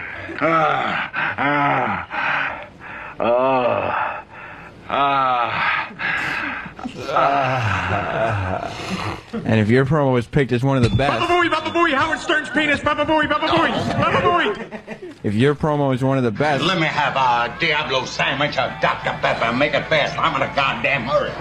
If your promo is one of the best. You need to shut the fuck up. That one's deliberate. Well, if your promo is one of. For some reason or another, you sounded a little taller on radio. Hee. Well, if your promo is one of. Kiss you on the mouth. No. If you got one of the Do you best. want to kiss me or? If you've got one of the best wrestling promos, you'll be able to come in studio this Friday. This coming Would you Friday. kindly shut your noise hole? No, I have to get this out. So that means you have to send the promos this week. Shut up, you damn asshole. Because we're going to announce a winner on Friday. You shut up! You shut up! You shut up! So you'll make the wrestling. You'll make you'll make the promo at home, and then you'll email it to me. God damn it! Are you fucking with me? Sam at OpieandAnthony. Son, all I've ever asked of my Marines is for them to obey my orders as they would the word of God. Sam at OpieandAnthony.com. I don't care. Who cares? Okay. And then if it's good. Oh. Idiot. And then if it's good, you can Shut up! perform it live here. Hello, exactly. And one person gets a trip for. I hate you. Gets a trip for two. Tell him, Fred. I'm a fucking idiot. You get a trip for two to SummerSlam if you've got the best promo. Talk on and on about how you invented radio. Tell him, Fred. But you got to do these this week. We need a winner. We need a winner on Friday. Fancy talk for a whore. So like the top Yeah, you hand, can ram that one into the ground. the top handful of you will come in, and it'll be after you've emailed the promo. You're a liar! The promos to Sam. Goddamn liar! To Sam at OpieandAnthony.com. Shut your goddamn mouth! You're just a tool. Okay. Shenanigans! Shenanigans! Shenanigans! It's not shenanigans. It's the real deal. Takes for nothing! No, it's a prize. Somebody's going to SummerSlam, and all the way in Indianapolis. Excuse me, but I do believe that sucked ass. But we're not going to fly you to New York. No, dickhole. So if you're one of the best, you're going to have to come in studio on your own. So like if you live somewhere far away from New York, make travel arrangements. But you won't have to make travel arrangements to Indianapolis because we'll fly you there. It's over, Johnny. If you win. It's over, Johnny. Nope, not over till Friday. That's when the contest is over. coming, you dumb bitch. And you can come too. Are if you about to call me an asshole? No. But E-Rock and me are going to go to SummerSlam too, so it'll Roll be, over and shut up. It'll be me, E-Rock, you, Go home and get your fucking shine box. your guest, I'm gonna come down your throat. You fucking well better swallow it all. and all you have to do is have I'm the breaking best. your balls and you're right away you're getting fucking fish. All you have to do is have Stop talking and start sucking. But you need to invent a wrestling character. Cock meat. And you need to send it to I'm Sam. gonna fuck you in the mouth. OpieandAnthony.com. Now lick my sweaty balls. And just tell I sucked either. his joint for 30 minutes, and his prick was like a piece of spaghetti. His joint. You have to tell either me or E-Rock what you would do to us. Like, hey, I'm going to take you out. Yeah. But it's going to... Okay. So... And no cockpit. Because I got a bunch. And no shit. Pitted, so pitted. But you could be a winner, and you could go to SummerSlam thanks Goodness gracious! to the Opie and Anthony show and the WWE. And the WWE. He stinks, and I don't like him. And the But there are WWE. also many, many other people who just love my dick. And the WWE SummerSlam. I am the werewolf. That's a wrestling character. You could be the werewolf. I like turtles. And you Goddamn rich cunt. You could be the werewolf, and you're going to tell E-Rock Shut up! what you're going to do to him. Or tell me. And if it's the best one, you'll get to go to SummerSlam. But you have to email them to sam@opieandanthony.com. You understand? Sometimes I'm a bad boy, yeah. Exactly. You could be the bad boy. I'm not good. No, they said that's what you're trying to get across in this promo. He's a fag. I don't know which one of us you were talking about. But anyway, this is going to be a good contest. One winner. Trip to Indianapolis for SummerSlam August 17th. But the winner is going to be announced on Look at in my vagina too. this Friday. It's going to rule. For many days I didn't bring him here because I suffer when he bites me. I'm in my vagina. SummerSlam is going to be huge, and you can be there. Oh, Sam's in studio. Sam, what do you have going on? Yeah, what's going on? What's up? Well, it's a contest. It's the best wrestling promo. Well, we're keeping track of all the email you're getting for this contest. So far, Sam got one video, meaning one person that. Okay, we got one wrestling promo. Yes, one wrestling promo video, 5 cock pictures, two shit pictures, 3 shit pictures. Up to 3 shit pictures. Okay. And subjects include the most creative subject so far has been Santa Wrestler, which seems like a real character, but it was just a picture of shit. And you know, WWE Contest. I hate this place. Nothing works here. It's not what you'll be saying if you're in Indianapolis. Line of the day is brought to you by Carbonite.com. Carbonite backs up your computer hard drive so you never have to worry about losing any of your files. Check it out at Carbonite.com, promo code XM. You were done, right? I mean, I think I got the point across. Yeah? I hope what? so. The contest we're doing, we're doing the show. Opie and Anthony program. No, see, you're mistaken, my young friend. What? You're doing this because Ant and I did not want to do this one. What? It's going to be great. It's a clever way for the salespeople to still get money coming in. All right. Well, then why didn't I see any of this money? Well, we take your money. Okay. We're holding on to it for you. Oh, thank you. Because you're not responsible enough to have your own money. Oh, okay. Hey, Sam just came in, and I know what he's doing here. He needs help with his contest. What happened? I'm starting to panic.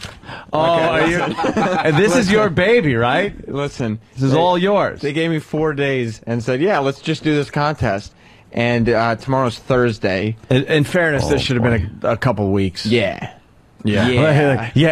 Basically, you come up with a fake wrestler. Yeah. Wrestling name, whatever. Yeah. And then you cut up what's called a promo, Right. making believe you're taking on either Sam or E-Rock. It's very simple, and the best one's going to win a trip to SummerSlam. Yes. When Sam explains that, it takes him 5 minutes, but that's basically the contest, right? That's it. You just have to email it to me. What's your email address? Sam@opieandanthony.com. Even that's easy. It's such an easy contest. And Sam walks in with 2 entries. And I know why he did this. All the entries, by the way. Every entry. All the entries. With the entire He handed these in because he needs help desperately here.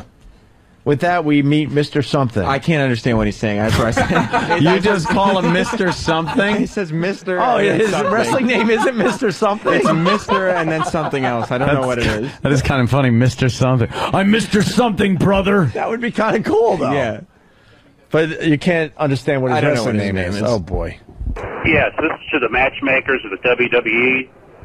I'm begging you, no, I'm pleading with you to give me a match with that nappy-headed hoe, Sam, at SummerSlam.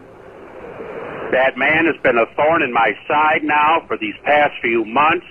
He has interfered in my matches. He has caused me disqualification losses. He has made my life a living hell. And I'm begging you guys, pleading with you to please make this match at SummerSlam and put it inside a steel cage. That way that Brillo-headed bastard can finally get the ass whooping that he deserves. So to the matchmakers at the WWE, please make this match. I'm begging you. For its SummerSlam, August 13th. That's some of the worst mic technique ever. Brillo-headed Sam will feel the We wrath got it. of Mr. Paper! What? Mr. Paper? Might be Paper. Mr. Paper? Maybe Mr. Paper. All right. Mr. We might have found the problem with your contest. It What? says entries need to be in by August 5th, and Well, I yesterday was said August that 5th. because so I was trying how are to you going be to like- get entries today and tomorrow? That's something that I made up because I thought people might be like, oh, we got to get our entries in right away. Well, adjust the promo. Okay, just All right. please send stuff in. And then we got this one from Fleaman. Yeah, look, Fleaman? you have to, the promo you just heard is either the winner or second place. Like that's either the winner or second place. Oh, and that's he what we're dealing sucked. with. All right, here's Fleaman attempting to win a trip to SummerSlam. The name's Matt Masker, that's who I am. I'm throwing out a challenge to head off to SummerSlam. Eric Nagel's the guy. Hawk wants to fly. 30-inch thighs. Getting to work late and he lies. Eating all the mayo. Looks like Pillsbury dough. Yo, he didn't know. I shoot him off like a bow. He gets waxed like a chick. A little too thick. Dumb as a brick. Opie's ass he wants to lick. Yeah, I got no background music cause I got no production. You like the back of my GPS. Nothing but suction. E-Rock better take his vitamins and he better pray cause I'm a killer from the streets on 25th and Broadway. I'm the human hot sauce. Make your lips red like lost. This will be a loss. You worse than Rich Voss. I'm not a cheap M&M. I'm an expensive vanilla ice. Did your mom today? Not once but twice. When I left the house, I had crabs and lice. You tried to satisfy my mom, but you small like mice. It's too bad you're so small. At least my tongue is nice. Maybe you should get a sex change and call yourself Eric Spice. So pick me O&A. I'll bring my name and my game. You better recognize my fame, cause here comes the rain. I think Fleaman loses because he did full retard. Yeah, he definitely. He should have did partial retard, but he went all in, full retard. One sec. God, you suck. This is what we're dealing with. Holy shit. It is so easy to win. Where's SummerSlam? Indianapolis. So even if you don't fucking like wrestling, you can get a free trip to Indianapolis. Wow. If we just play tapes of the Midnight Rider from a year and a half ago, he'll win. Do you understand Shane McMahon is going to walk in this studio and be... You mean the surprise guest, Shane It doesn't McMahon? matter anymore. It doesn't matter. He's going to walk in. It doesn't. It doesn't matter. It doesn't matter. He was supposed to be the surprise judge on Friday. Yeah, well, he's going to come in, and the WWE people are going to be here. Oh, man, I wonder what Opie and Anthony have in store for us. Two guys, one, Mr. Something, can't even be here on Friday. Mr. Paper, maybe. Yeah. Oh, he can't even be it? No. So he'd be on the phone. Oh. And Fleaman would be here rapping over nothing. Well, So in Fleaman order- has to come in. Yeah, well, of course Fleaman will be Fleaman here. will In be order here. to save your ass, Yeah. we are all going to have to go in and do our own. Yeah, exactly. Is that what you... I guess somebody on staff now is going to win a trip to Indianapolis. Yeah. What else can we do? No, we could just make them, and then you could pick one of the Hey, we two that came in. We got guys saying they've sent stuff in. Gabe, New York. Hey, how's it going? I sent in a promo. It's kind of hacky, but my character is named Ultimate Warrior. And basically, the premise is Rich Voss is now a professional wrestler, and he's named the Ultimate Warrior. Yeah, we got it. That's good. I sent him the promo to Sam, but apparently he had trouble hearing it, but I just sent him a promo without music behind it. No, there was no trouble hearing it. You sent the first 3 seconds of the Ultimate Warrior's theme music. And then I started talking. No, that was it. There was no talking involved. Oh, dude, you fucked it up. No. That's No, weird. Anyway. it's not on it. Send it again, and you can probably win. Yeah, please. Sam, I just sent it to you, so hopefully you'll All right, enjoy please send it again. All right, thank you, Gabe. it. Thanks. Bye. Let's say hi to James in Arizona. James? Hey, how you guys doing, man? Good. I got a character for you. It's called OPD. What's that? It's one psycho dude. Well, let me tell you something there, E-Rock and Sam. Why want you two on a handicap match in the big steel cage at SummerSlam, dude? It's gonna be me, OPD. And when you cross that line there, E-Rock and Sam, I'm gonna cut your legs off just like Shorty, man. And when I tell you blood's gonna flow like wine, oh, it is. Because you're gonna get color, brother. And when that shadow cast across the interstates of the Indianapolis, bruh. And I come in for that crash landing into the Conseco Fieldhouse. It's gonna Holy be on like shit. a pot of neck bones, You brother. marble mouth ass. So what you gonna do? It's Hulk Hogan. Yeah, it is like a Hulk It's gotta be a little more Hogan. original. It's- Yeah. OPD, dude. One psycho dude. Right on. Thank you, James. Is he? Richo, now these guys are becoming wise asses. Oh, jeez. He writes, will we get yelled at for booing Flea Man? No. Now we got a dilemma. No, you could boo Flea Man. So it's more interesting that way. He's out of his mind. All right, we should get MVP in here. Hope he's not mad at me. MVP. From the WWE. I'm going to give him a piece of my mind because that breakfast this morning. Yeah, you go ahead. You Whoa, give him a holy piece. shit. Give him Well, a piece of his no, your mind. Or actually, he something. can do whatever the fuck he wants. Holy crap! Oh, look at this. Sir? The How you belt. doing, man? Oh, Jesus Christ. How you doing, man? No, I'm doing pretty good. MVP. Usually people hold my mics for me. Yeah, really. What are you doing, Iraq? Show some respect. Yeah, for MVP from the WWE. And I see you brought The your United States champion. Okay. Oh. I got some credentials. You know. You got a belt. Our It's not own a belt, Sam it's has a a title. It's a title. Our own Sam has well, he has a belt. Then I see the difference now between a title and a belt. But anyone can have a belt. Yeah, lots you of got people the have title. belts, but how many people have titles? You got the title. Now, whose ass did you stomp for that one? I'm not allowed to say his name. Oh, can you write it down? You're not allowed to And, say his name. The late Chris Benoit. I had a long-running feud with him, and I beat him for the United States title. So, damn, he kind of doesn't exist anymore. Yeah. Wow, You know, way to kinda- take the fun out of it. Kind of hurt Jesus. something in the news. I thought you were going to say. I thought you were going to say, who'd you beat for that? Well, and then I'm going to kick his ass again. And Gorilla Monsoon. Anybody but Gorilla Monsoon. What the fuck year are you living? They don't eat turnbuckles anymore. I didn't know Gorilla had died, so we had Vince on the show. I have a knack for doing this. I'm like, so how's Gorilla Monsoon? And it was just silence. He's like, oh, he passed away. I'm like, oh, no more talking. Passed away, you idiot. Yeah, way to throw a wet blanket on the situation. I didn't. I did it nice to Gene one. Simmons too. I have no idea. I asked the wrong question. Who's that guy? Yeah, do you really need him? No, that's my right hand man. That's Joey V. Joey V. What does Joey V do? BX. It's Joey V. And from the BX, just like you said, straight up balling. He needs somebody to, So help him out. he's your Club Soda my Kenny. PR guy. Yeah, You know he's what your I'm Club saying? Soda Did Kenny. you ever fight Apollo Creed? You sound like Rocky. Well, he is a boxer. Yeah? So he's good to have. See, if I hit somebody, I get sued. Right. If he hits somebody, he doesn't really have much money, so no one's going to get much out of him. Did you plan the matching outfits? No, he wants to be like me. You know what I'm saying? Like we said, I'm his right hand man. Yeah, we go. I thought you were a doorman at the Waldorf. I never went to the Waldorf. Jeffrey's going to get his ass handed to him. Comedian. You know you're in Joe. trouble when 1 minute into the interview you have to go, I'm a comedian. I'm a comedian. Shatter my jawbone. I made The Rock leave here once, remember? Yeah, back you in the day. did. I remember that too because You made I him was leave. around for that. Oh yeah, he did. What'd you say to him to make him leave? Oh boy. Just messing around. Actually, it wasn't me. I was here. I was the only guy. I thought you said Ed Norton. I thought you said you made The Rock leave. He said he made the Rock leave. Yeah, he did, He did say MVP. that. I felt like I instigated you guys to make fun of him, and at the end of it, I was the only guy he said goodbye to. Remember that? No. You pissed him off and he left? No, he was angry at some message board guy we had on Yeah, you were there. making jokes about his place of birth. We weren't.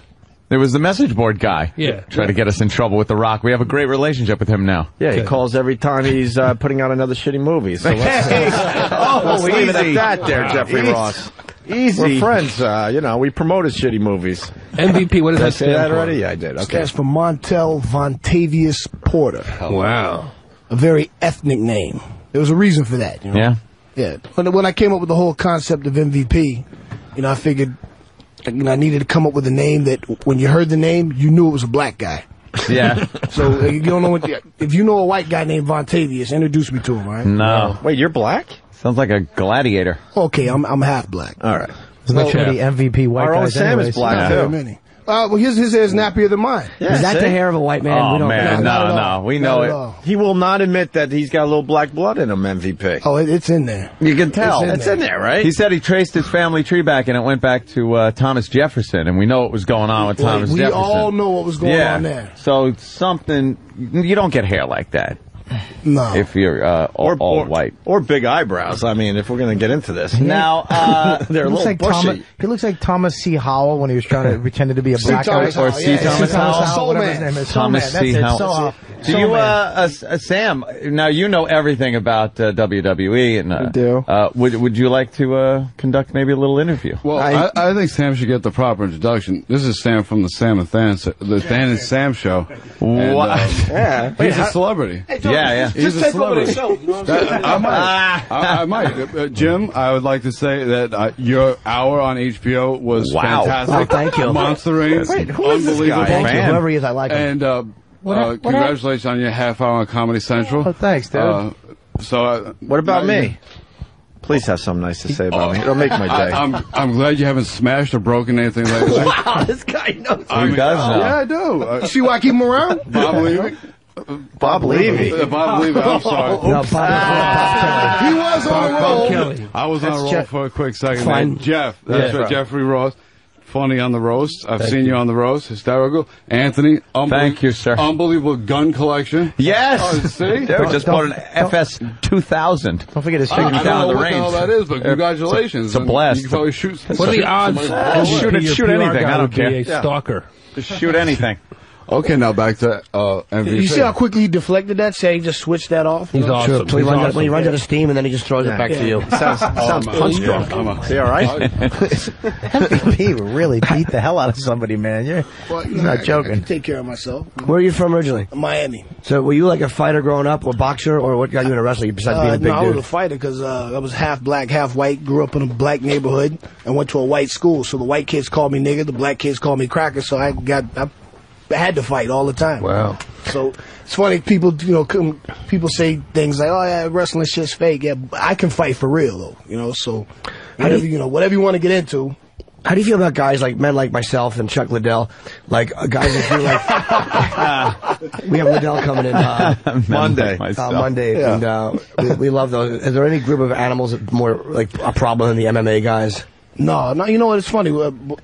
Most of the guys in the WWE are huge MMA fans, and a lot of the MMA guys are WWE fans. So there's no issue there. How do you feel about Brock actually going into the UFC?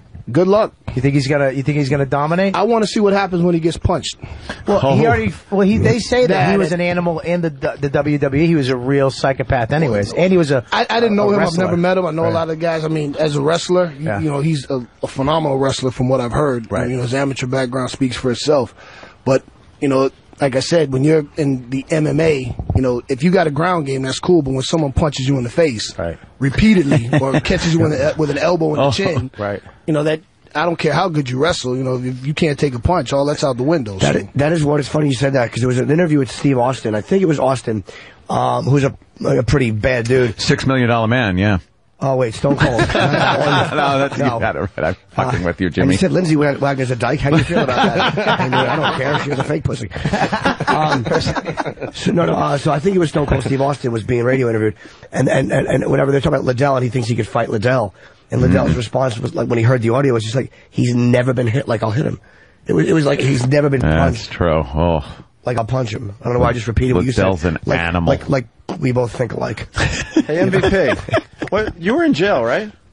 Prison, yeah. Did you talk about that? Yeah, of course. Yeah, no shame. You were in prison. Prison. I did 9.5 years. Wow. What? Wow. Okay. Yeah, wow. So it wasn't parking violations. Whoa. Did you just get out because you look like a young guy? I went in when I was 16. I got out when I was 26. Oh wow. Were you arrested by the fashion police? Whoa. I'm going to leave now. Oh, man. I'll hold your coat. I want to... Oh, boy. He's taking his coat off, Jeffrey. Jeffrey's really hungover, too. Jeff's a little drunk. Oh, boy. I take it back. You look fantastic. Tell me what's wrong with my fashion. Tell me what's wrong. You look great, man. Point something out. Is it the Gucci? Is it the Versace? I mean, what is it? Please tell me. Because obviously well dressed. Please tell me. Yeah, Jeffrey, he's waiting. Go ahead. Tell him. No, I'm afraid of him now. I got my laugh. Afraid of him now. She's afraid of MVP. I'm kidding. I'm I kidding. mean, I question your intelligence. We're talking about my 9.5 years in prison, and you want to insult me? That's a fashion police joke. Just a little. And we haven't even I'm gotten one of the into most why. fashionably dressed individuals on television anywhere in the world. Certainly in this room. Absolutely. Look at us. Look at you, Jeffrey. Jesus. You know what? You're too easy. Remember, like you, I get paid for a living to talk. Right. The only difference is I speak to a much, much larger audience. That's true. So, not reflecting on Opie and Anthony. Thank you, sir. Can you not Well hit said. me because you're mad at him? Because Yeah. I feel like you're getting very close to me. I think no, the he suit keeps is moving good. back. All right, get No, the the mic's Steve, here, you know, get the he keeps- fuck over there. Stay over there. Steve's scared of you, too. I think everyone in this room is scared of you. I'm not scared of him. He's a nice guy. The guy did Shut 9.5 up, you years are in scared of prison. him. Huh? Shut up, you are. I'm not scared of him. He's a nice guy. If he wasn't a nice guy, you'd be scared of him. I think I'm Bobby... trying to be the one guy who isn't. No, I'll tell you what's trying to going pal on. up. I'll tell you what's going on with Bob. I think he's in love. With who? With you're giving him a nice look there. What are you talking about? Don't set me up for pounding, you asshole. I'm not scared of him. He's a nice guy. No one's scared of a nice guy when he's being nice. I made a joke, and now I'm being nice, you know. and now I'm actually pretty afraid. Are you really afraid? Yeah, you should be. Because there's a thing that protects us, which is the fact that it's entertainment. But yet there's the part of your brain that understands that there's a man that's did 10 years in prison. Yeah, he's who different. has punched a lot of people in the face. MVP. I tell 9, people, but who's counting after I've had one? my ass kicked more times than most people have had fights. So I learned how to fight by getting my ass kicked. How long in prison were you before you had the first really nasty confrontation? Oh, when I went in, I was 16. Wait, So, why did you go to jail? Because I don't know. armed robbery, armed kidnapping? You kidding? Right. Well, let me explain how that works. In the state of Florida, if you lock someone up against their will to facilitate a robbery, that constitutes kidnapping. Like in the back room, if you lock the back so room. if someone came in here now and locked everyone in the closet and took our wallets, that would be however many counts of kidnapping, which is what happened. I robbed a casino on board a cruise ship. A casino on a cruise ship. Yeah. Really? Did you realize it's kind of, the getaway is a little we rough? got away. How? What'd you No, have? we got away. You had a second boat? No, well, You had a jet Probably ski? docked. well, yeah, we went out. It was, the 3-mile cruise to nowhere. Yeah. It was one of those. I mean, Who drove the getaway dinghy? there was we went out in the cruise, and once we came back in, we hid and did, broke out the guns, robbed everybody, and left the ship, got in the car, and got away. But Sounds like Speed 2. You're a pirate. Yeah, that's what they said. Modern day piracy, But I was 16, and I think the oldest somebody ratted us out. Is that person still No, alive? he's dead. He's dead like from like a heart attack? No, or? he was on his motorcycle and got hit by a truck, hit and run driving. Really? Jesus. Is he on a truck? He is a I truck. was still in prison. It wasn't me. I didn't do it. Yeah, there Were you you go. sad to hear about it or no? Oh man, it broke me up. It broke me up. Well, it saved me the trouble because I was going to kill him myself. But I just.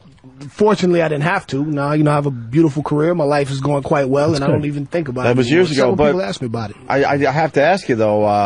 What was gonna? So why would this guy snitch?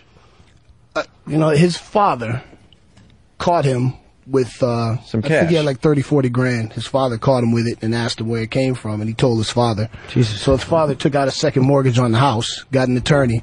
His attorney went to the Broward County District Attorney and said, I can give you the whole cruise ship robbery case, but my client gets immunity. And that's how that went down. What the fuck? So he threw you under the bus for no reason other than to clear his Under own the boat. conscience. Yeah. He threw you under the threw me boat. under the boat, yeah. So how And he was just So in he trouble did no with his time. father. He did no time whatsoever. No, not a day. Holy shit! Not a day. So 16 is fucking prison's a horrifying place for anybody. But 16, were you a big dude when you went in? No, not at all. Not at all. What I was going to say before, you were asking about my confrontation as a kid. I mean, if you ask anybody that knows anything about the justice system, the juveniles are the most violent. And I was from Miami, which is in Dade County, and I got locked up in Fort Lauderdale, which is Broward County. Wow. So Did you go to juvie hall or real jail first? Juvie hall for 30 days. I was in juvie when I was a kid. You guys are just alike. I was swear to God, I was in juvie from 13 What to did 15. you do to be in juvie? I stole a gumball machine. Exactly. the whole machine? Yes. Wow, that's just like armed And he's still robbery. hiding it under his shirt, too. And kidnapping.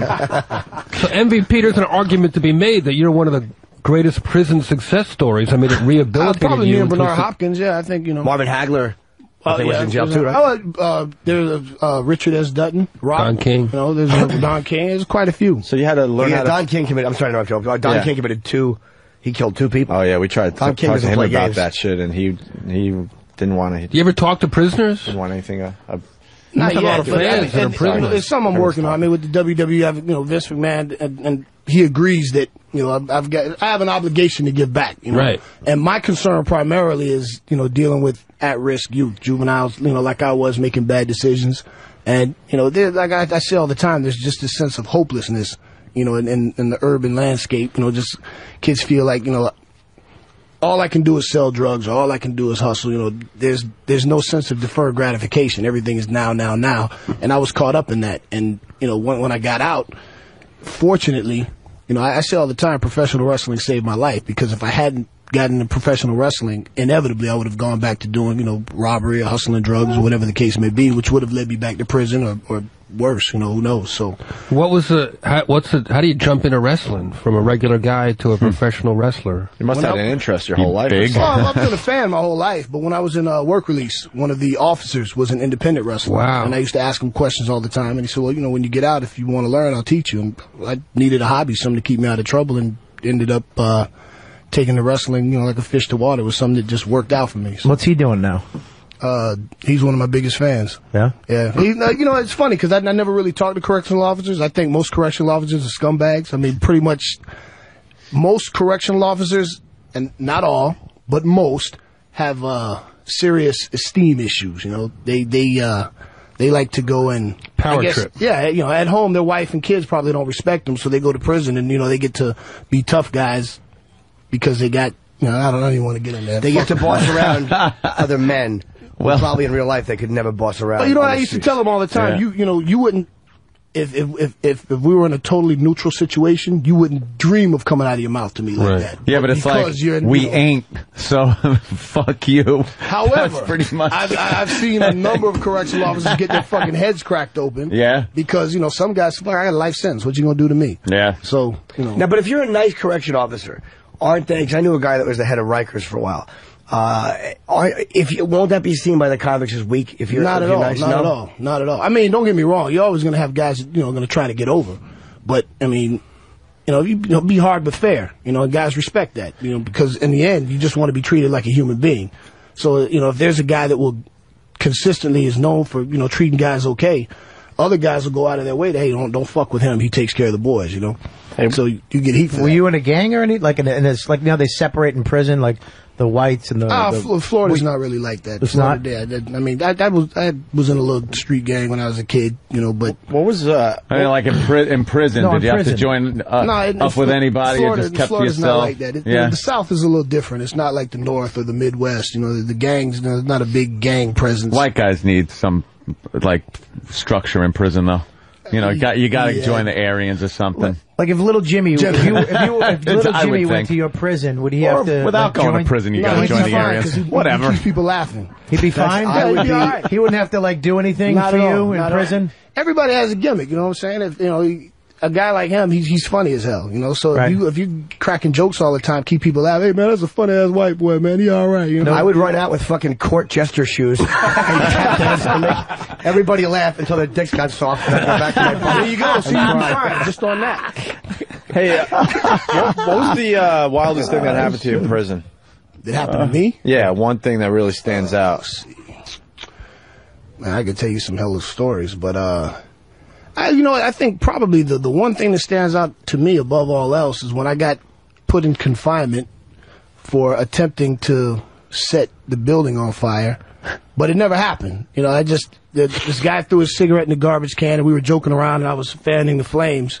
But, when I was in prison, I used to hustle a little bit, and they never caught me. So this one officer had a vendetta against me, so I ended up doing 60 days in the hole for something I didn't even do. So there was no fire, there was no flames, no anything, but the disciplinary report was written up saying that I attempted to commit arson, and when I went before the lieutenant, he told me I'll be placed in administrative confinement while they conduct an investigation. After that, I'd be found guilty, and I'd spend it was kangaroo court. He told me I was going to confinement. I was going to spend 60 days in the hole, and before there was ever any investigation. What is that like, by the way? 60 days. It sucks. Why does it suck, though? I mean, it sounds like awesome to me. If I could just sleep Bobby, all it day does sound good. and eat 3 meals and just take naps, eat 10 that sounds meals. awesome. And not get beaten. Bobby, all you want is 40 nobody. hots in a cot. 40 hots in a cot. What's the thing about that gets to you? 60 days in the hole. Where you can't figure out when the days begin? Or? The prison that I was at, DeSoto Correctional, was a real old prison. So their confinement was hot as hell in the summer and freezing in the winter. So all you have is your underwear, t-shirt, and a couple personal items. So, and it was the winter time that I was there, so it's freezing. You would starve to death because the servings they give you, I mean, they don't really give you much food to eat, and there's nothing to do. So you're just sitting back there, trying not to go crazy. So what do you do for 60 days? Talk to yourself. I mean, wow. After a while, after I was in there about a month, there was a new superintendent that allowed us to have books. So like the old ripped up books from the library. I mean, you get into a good book, you get about 3/4 through and realize that like the rest of the book was missing. Gone. Pages, the best part of the book, pages are missing. Thanks. Billy Connolly's a comedian from Scotland. He told a funny story. I think he did time in jail over in Scotland. He said what guys would do is go to the library and they'd get a mystery. And then the guy that did it, every time his name showed up in the book, they would circle it. So that you know who did it. The whole book is for you. That's fucking low. What a fucking angry thing to do.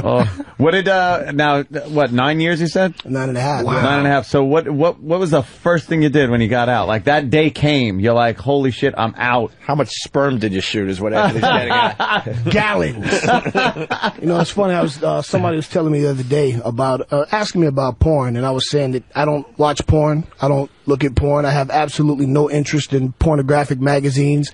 And I don't masturbate. And I tell the only time I touch my dick is to clean it and to insert it. But when you have to fucking jack off for 9 years, that I have no interest in porn whatsoever. The day I got out, the very first thing I did as a free man, because when I went in, I was 16. I got out and I went to my friend's house and I went to the corner store and I bought a beer. And that was the first time that I was able to legally, that's cool, buy a drink. And I hadn't had a drink in 10 years. Wow. So it was pretty, you make prison wine, that's a little different than right. But I went and I bought a Heineken. That was the first thing I did. And then that night I went home and, you should get an endorsement deal. That should, right? Yeah. The first chick when I get out of the joint. First chick you banged outside of jail. How long did you last? Oh, well, it wasn't fair because I was in work release. So I was able to get furloughs my last year. But I'll tell you this, I was at one prison, and I had a female friend that used to come visit me, kind of pseudo-girlfriend, sort of. And that particular prison was really corrupt. And as a matter of fact, I don't know if you guys remember several years ago, there was like 6 guys that tunneled out of a prison in Florida, made national... That's the prison. I was there when it happened. I knew those guys. And that prison was so corrupt that in the visiting park, you had a group of officers that would work there, and guys would take up a collection and kind of give them some pocket money. So they'd be on one end of the visiting park and they'd say real loud, well, I guess we're going to walk over on this side now. Kind of give you the heads up. So, everybody... It's a great thing. It's like Ralph Cramden. Whoa, it certainly looks like rain tonight. Yep, yeah, exactly. So my girl had a skirt, and you see everyone was wearing, all the women would come in wearing skirts and raise it up and slide in, and I think I lasted about 4 pumps. I would be very shy and say, could everybody turn around? Yeah. I need my nipples played with. Yeah. I'm very high maintenance. It's my turn. Could you guys turn around, Trust please? me, after you've been in for a few years, when the wind blows, your shit gets hard. You wouldn't need anybody to play with anything. It's an amazing story. What about the homosexuality? It is. Rampant. It is. Yeah. See, no one will admit that. We talk to prison guys all the time. Like, I never saw it. I never saw that. If anyone told you they went to prison and didn't see it, they're lying to you. Oh, you know what? Those guys were probably the ones getting fucked, and that's why they don't want to tell you that. How do you keep them you're a young kid. How do you keep guys away? It's real easy. Generally, the guys that are into that, they take the least path of resistance. And when I was in there, I was a kid with a chip on my shoulder anyway, and I had a lot of time, and all the young guys were pretty wild and crazy. So the guys that were into that shit didn't really want to be fucked up with the young guys anyhow. So I didn't have a problem with that because I would fight. So if you fought really nasty or tried to bite someone's dick, Chances are the word would get out. Yeah. You just if you let someone's dick get in your mouth, it's too late. You're gay. Well, I always thought that. Well, that's a rule of thumb. Well, Jimmy might have a... I always thought if I was in jail, because I mean I'm a small dude, and a guy like his size or a big guy was going to try to rape me, I would try to act interested and go, "Hey, suck it," and then I would fucking bite the head off and spit it out.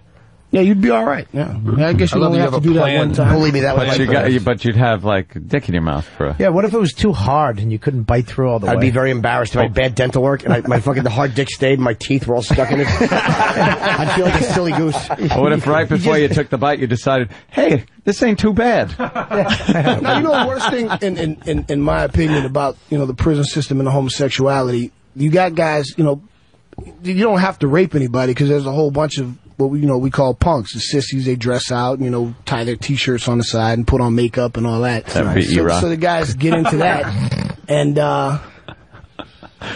for whatever reason, the powers that be think, well, we're not going to distribute condoms in the prison system because that would encourage homosexuality. It's taking place anyway.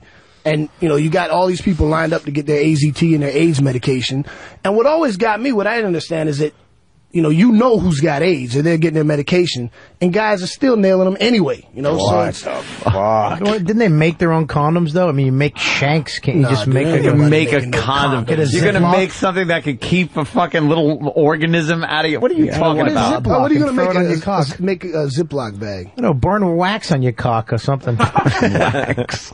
You got problems, man. Yeah, he certainly does. Are you sick of talking about on your cock, huh? Are you sick of talking about the prison stuff? I'm sure wherever you go. It doesn't bother. You know what? And by the way, this guy is because huge in the WWE. But this is an amazing story. I mean, very few that's people. why I don't mind talking about it, because I'd like to show people that there's just this pervading sense of you're a convicted felon. When I got out of prison, I couldn't get my own apartment because I'm a convicted felon. So you got guys that go to prison and. You're supposed to have paid your debt to society. You start all over again. You're supposed to be all right. But as a convicted felon, I couldn't get a job. I couldn't get an apartment. So what the hell am I supposed to do? They wonder why the recidivism rate is so high. You got, you lock a guy up, you send him to prison for 10 years. Most prison systems don't really, regardless of what politicians tell you, they don't really have any correctional system. They don't really have any education. They have some, you might be able to get your GED. Some places might have some kind of trade classes, but ultimately you got guys doing time, learning how to become better criminals. And after that 10 years, when they get out, they're pissed off and they're coming right back to your neighborhood. So, they're desperate. Yeah. I mean, think about it. If you just did 10 years in prison, you get out, you can't get a decent job, you can't get a place to live. What the fuck are you supposed to do? Right. How old are you now?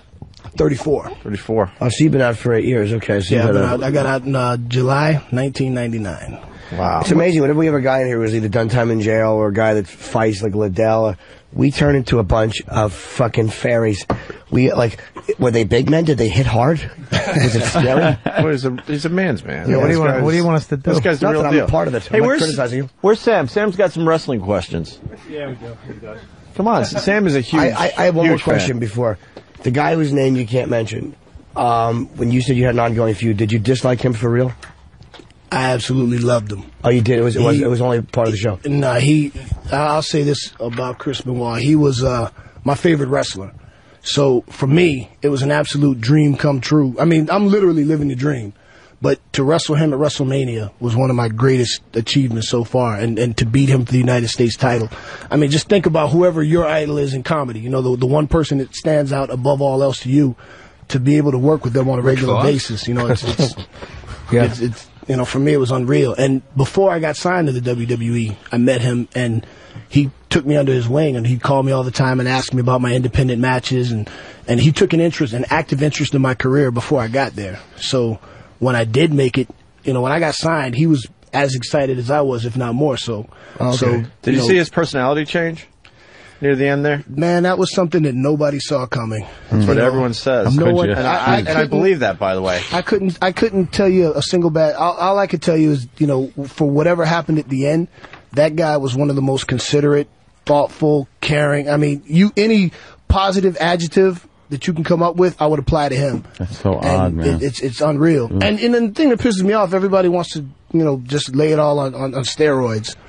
And that's the most ridiculous thing in the world to me because, you know, it's all about the fragile human mind. Something was going on that we didn't know about, and as best we can tell, he snapped. But they want to put it on steroids. The guy at Virginia that shot up all those people, he wasn't on steroids. You know, people snap all the time.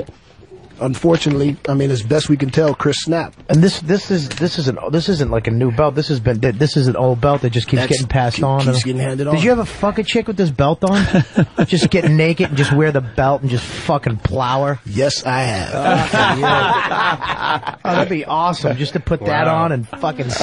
And the whole time I was, who's the champ? Who's the champ? Say it. Who's the champ? You just after you bust your load, you throw the belt over your shoulder and go take a shower. No, I make him.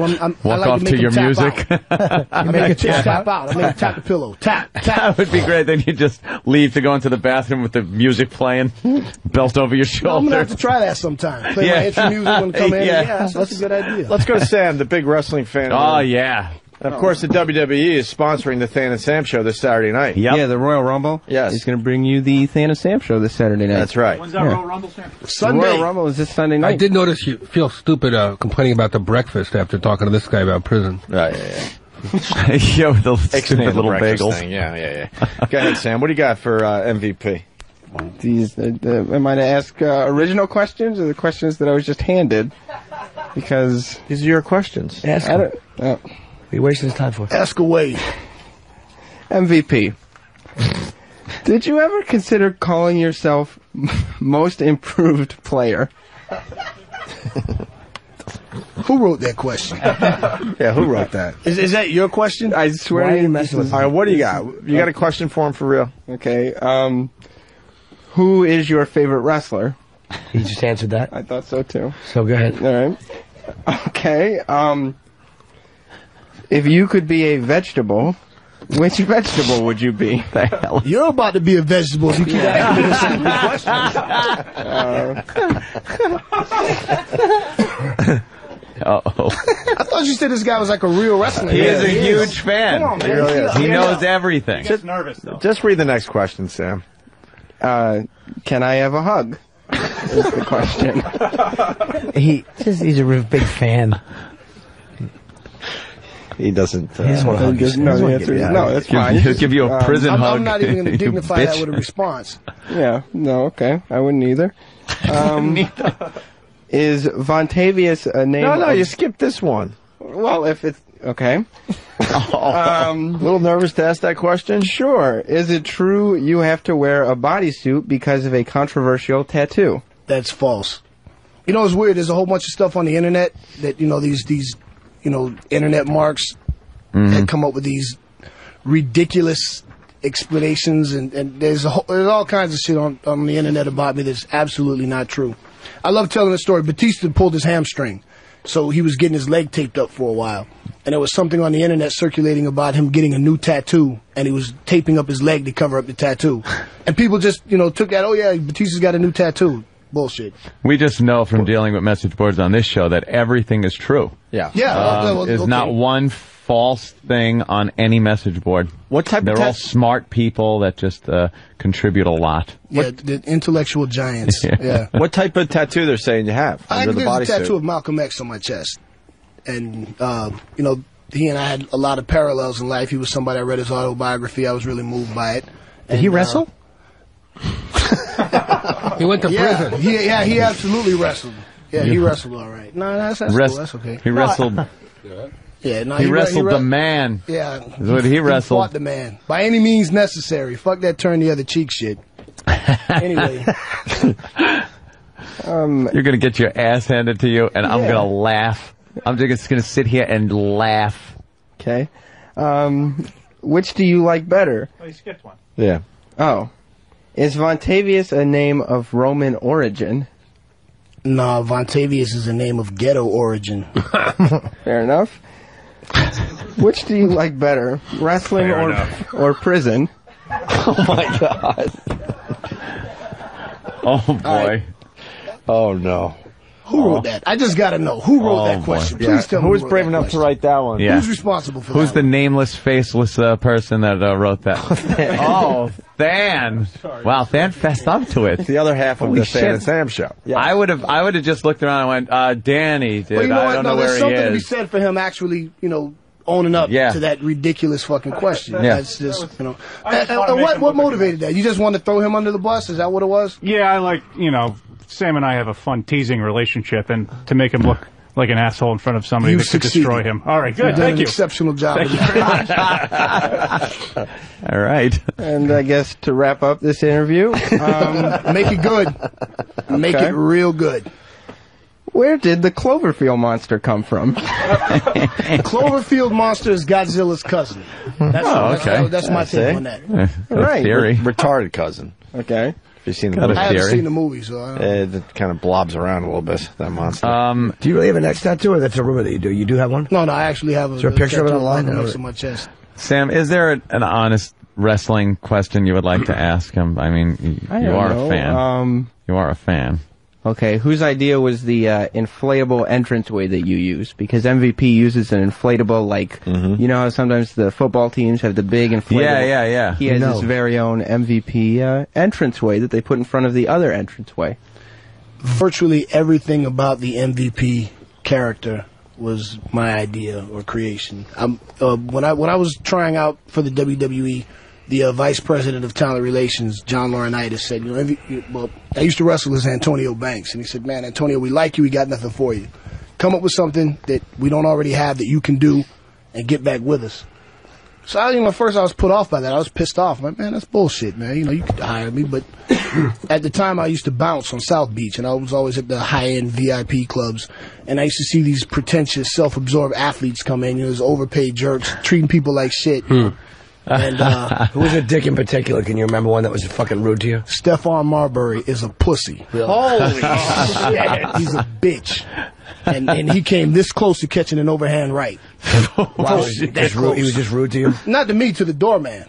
He comes up in shorts and sneakers trying to get into, a high-end, everyone is wearing Armani and Gucci and, a high-end club. Which club down there? And, Mansion. He walks up and expects to get in because he's Stephon Marbury. Dude, you got on shorts and sneakers. So the doorman says, I'm sorry, I can't let you in. And he leans over and tells the doorman, don't make this mistake. You're making a big mistake. Don't make this mistake. I said, man, you're making a mistake. So he tries to be physically intimidating to the little, doorman. And I just stepped up, and the manager kind of grabbed me and pulled me back. Because, how many times has he been robbed for his jewelry anyway? You know what I'm saying? He's been stuck up at least 2-3 times. He's pure pussy. Fuck him. Would you have, if he would have shoved you, would you have knocked his fucking teeth out? I would have broken his jaw. Right there on Washington Avenue. Did you let him in? I left. I don't know if they let him in or not. I can't. I have short tolerance for stupidity. He's an idiot. Do you hate any wrestlers? Do you when you're fighting, is there any guys out there that you really don't like, and sometimes you give them a little extra?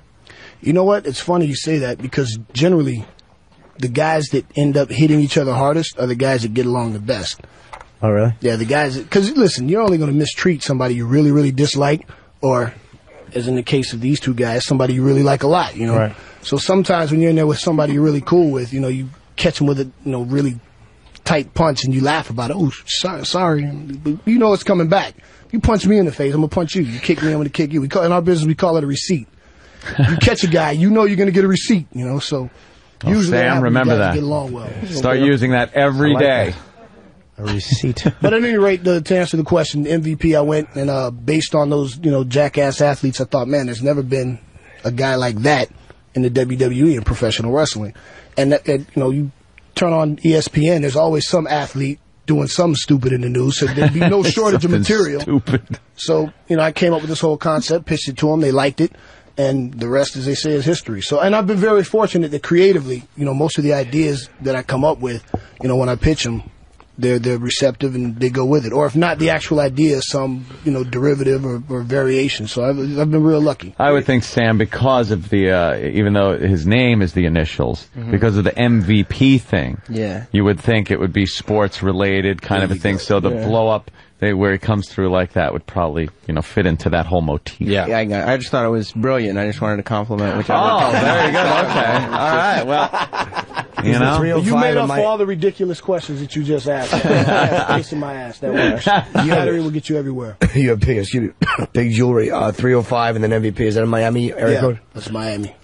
Representing the MIA. I kind of figured. I just wanted to show off my knowledge. Yeah. I bored everyone. I apologize. When's the book coming out? You got a book in you, obviously. Give it a few years. You know, I want to see what happens. I mean, it's funny because I think about in my first year, I've accomplished so much in the WWE, and I've been real fortunate that they've given me the ball to run with it. And I said for years, I always, you know, when I wanted to get to the WWE, I said, if they ever give me an opportunity, you know, just give me the ball. If I fumble, you know, that's on me.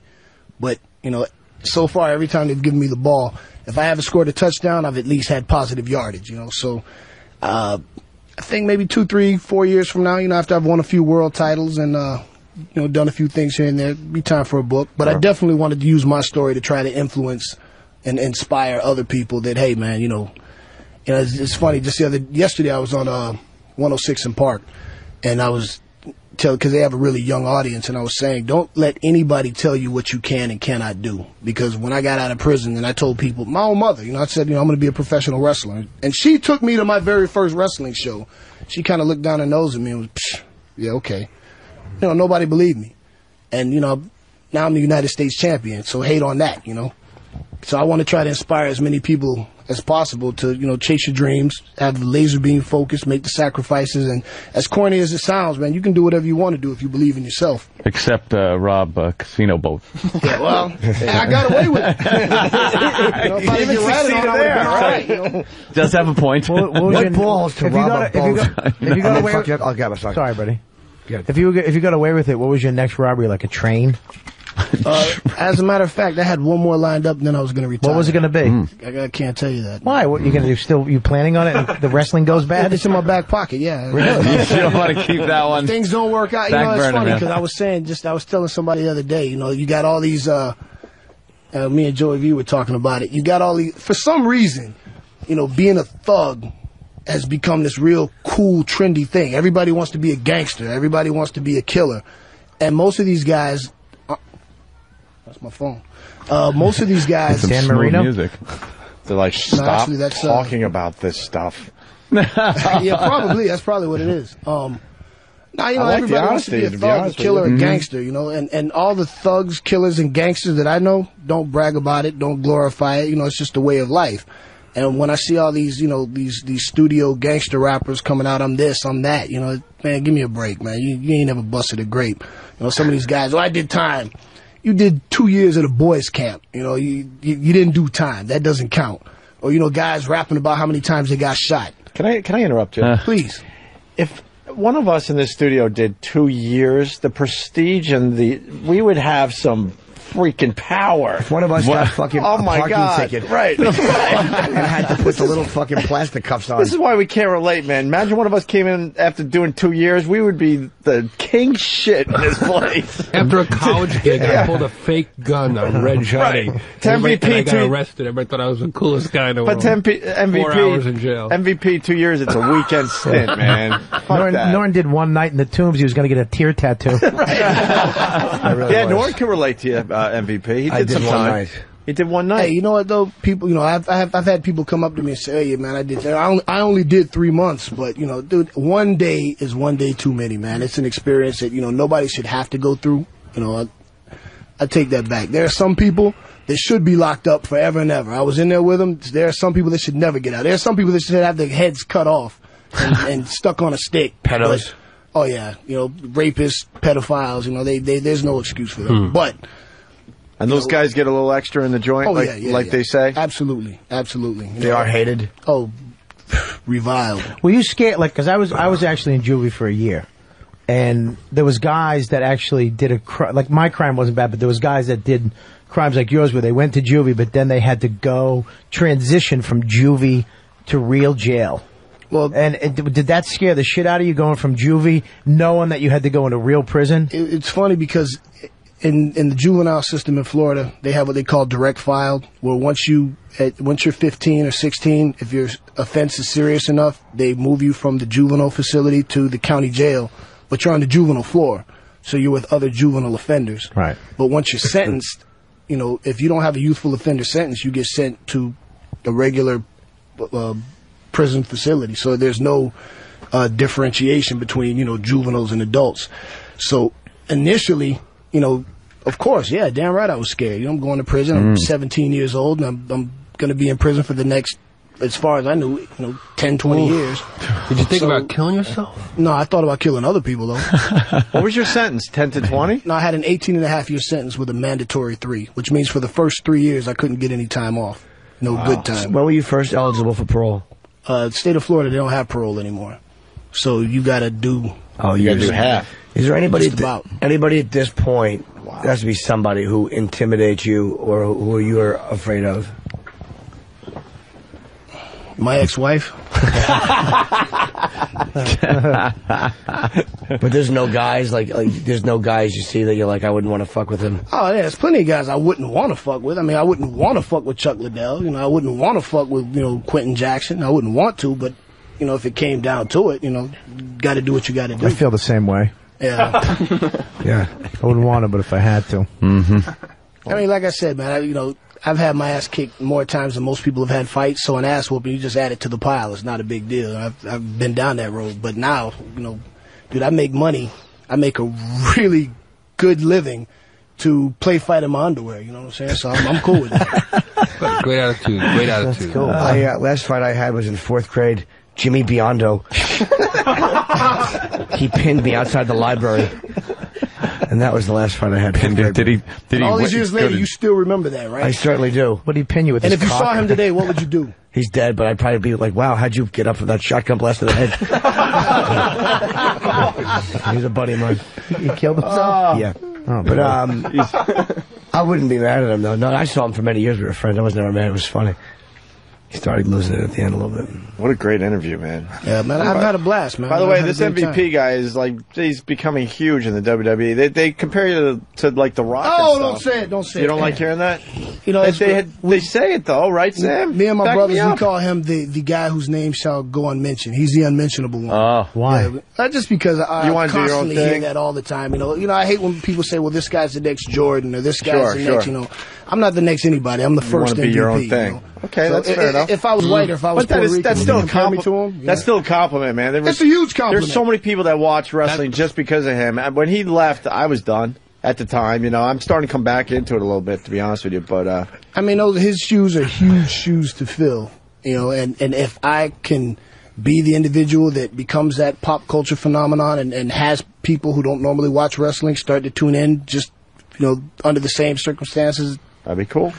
I'm all for it. Yeah, you know, right but don't I don't want to be pigeonholed. I Yeah, don't but it's wanna be under your own categorized. character and Yeah, you know, terms I'm going and to do stuff, my yeah. thing, and you know, The journey. From the hole to the ring.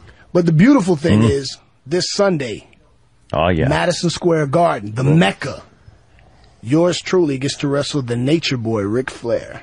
And everybody knows Ric Flair. Can you please kill him? I'm going to try. Yeah, seriously. Kill him. No, really kill him. No, really kill him. For years. He's like 58. Yeah, Jesus. Well, you know what? Let me say this. You know, as people say all the time, oh, he's too old. Or, you know, at 58, I mean, look what he's still doing at 50, 58, 59, something like that. The man is in tremendous shape, and he's still bumping his ass off. He's still entertaining, millions. He's incredible. However, if he loses this Sunday, he's got to retire. The edict that Vince McMahon handed to him is you can continue wrestling until you lose, and when you lose, you got to retire. Oh boy! So that means you lose. It's a retirement match. We'll see. Tune in.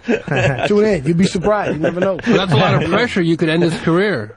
That's the goal. It's my intention to end his Get him career. out of there. You know, it's the old meets the new. Could you braid Sam's hair like your hair? Could I do it? Yeah, I look like a bitch to you? No, shit! Please No, knock not his you. teeth out. Oh, Bob Kelly, no, you didn't. Why, Bob?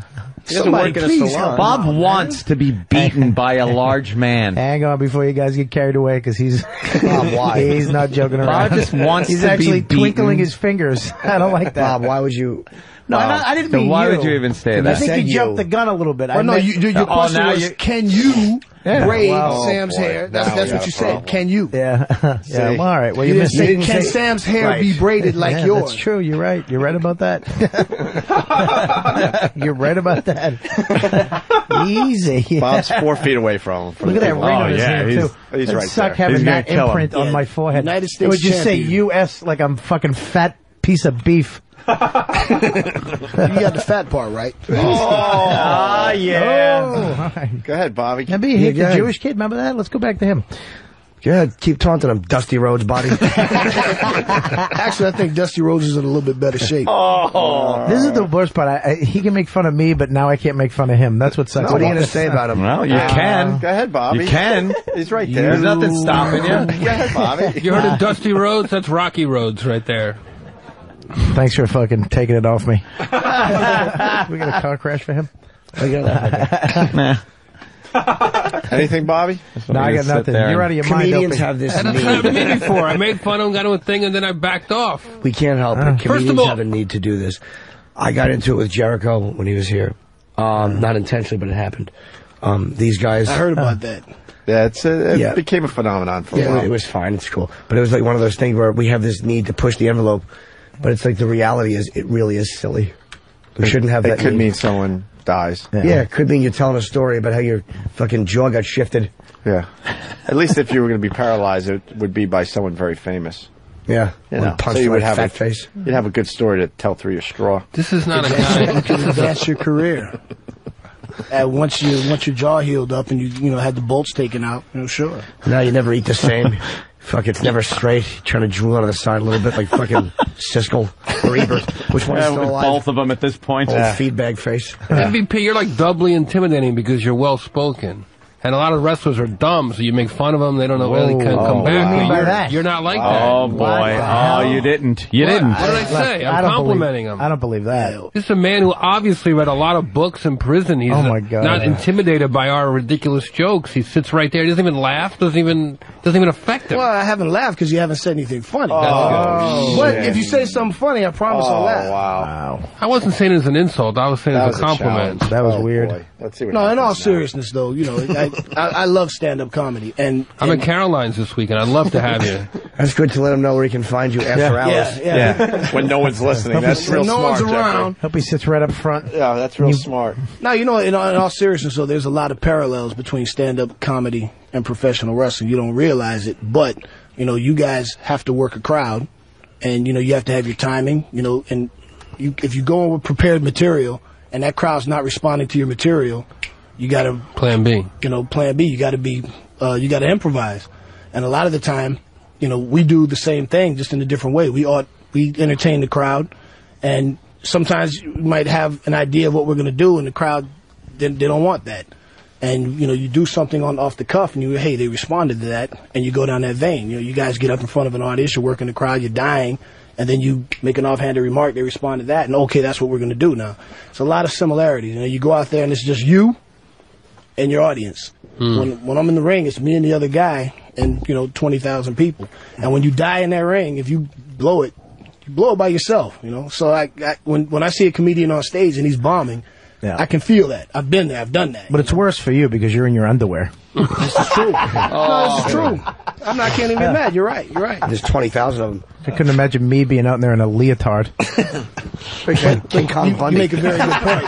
I'm not in front of 50 actually set people. you up for that. I'm I in hope front you- of hope you realize that. 50,000. So there's a big difference. 50,000. Is that the most you've ever performed in front of? What was wrestling? Probably more than that. 89,000? Was it 89,000? Perhaps more than that. Detroit was 77, about 77,000 people in Detroit. But most nights it's like 16 to 20,000 people, right? Basketball arena, typically. Somewhere Still in that get range. nervous? Not anymore.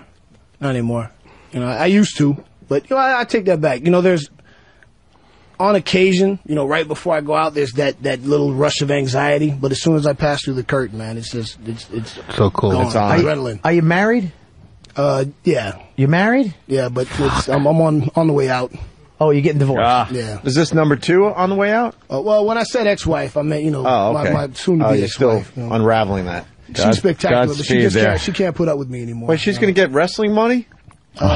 Yeah. She doesn't. Instead of getting prison money, she gets wrestling money. Well, she was down with me when I was in prison. Yeah, well, give her the prison When I money. came out, she was the Give her one. the prison I'll see her taking bumps in the ring. Right. What happened? Fame?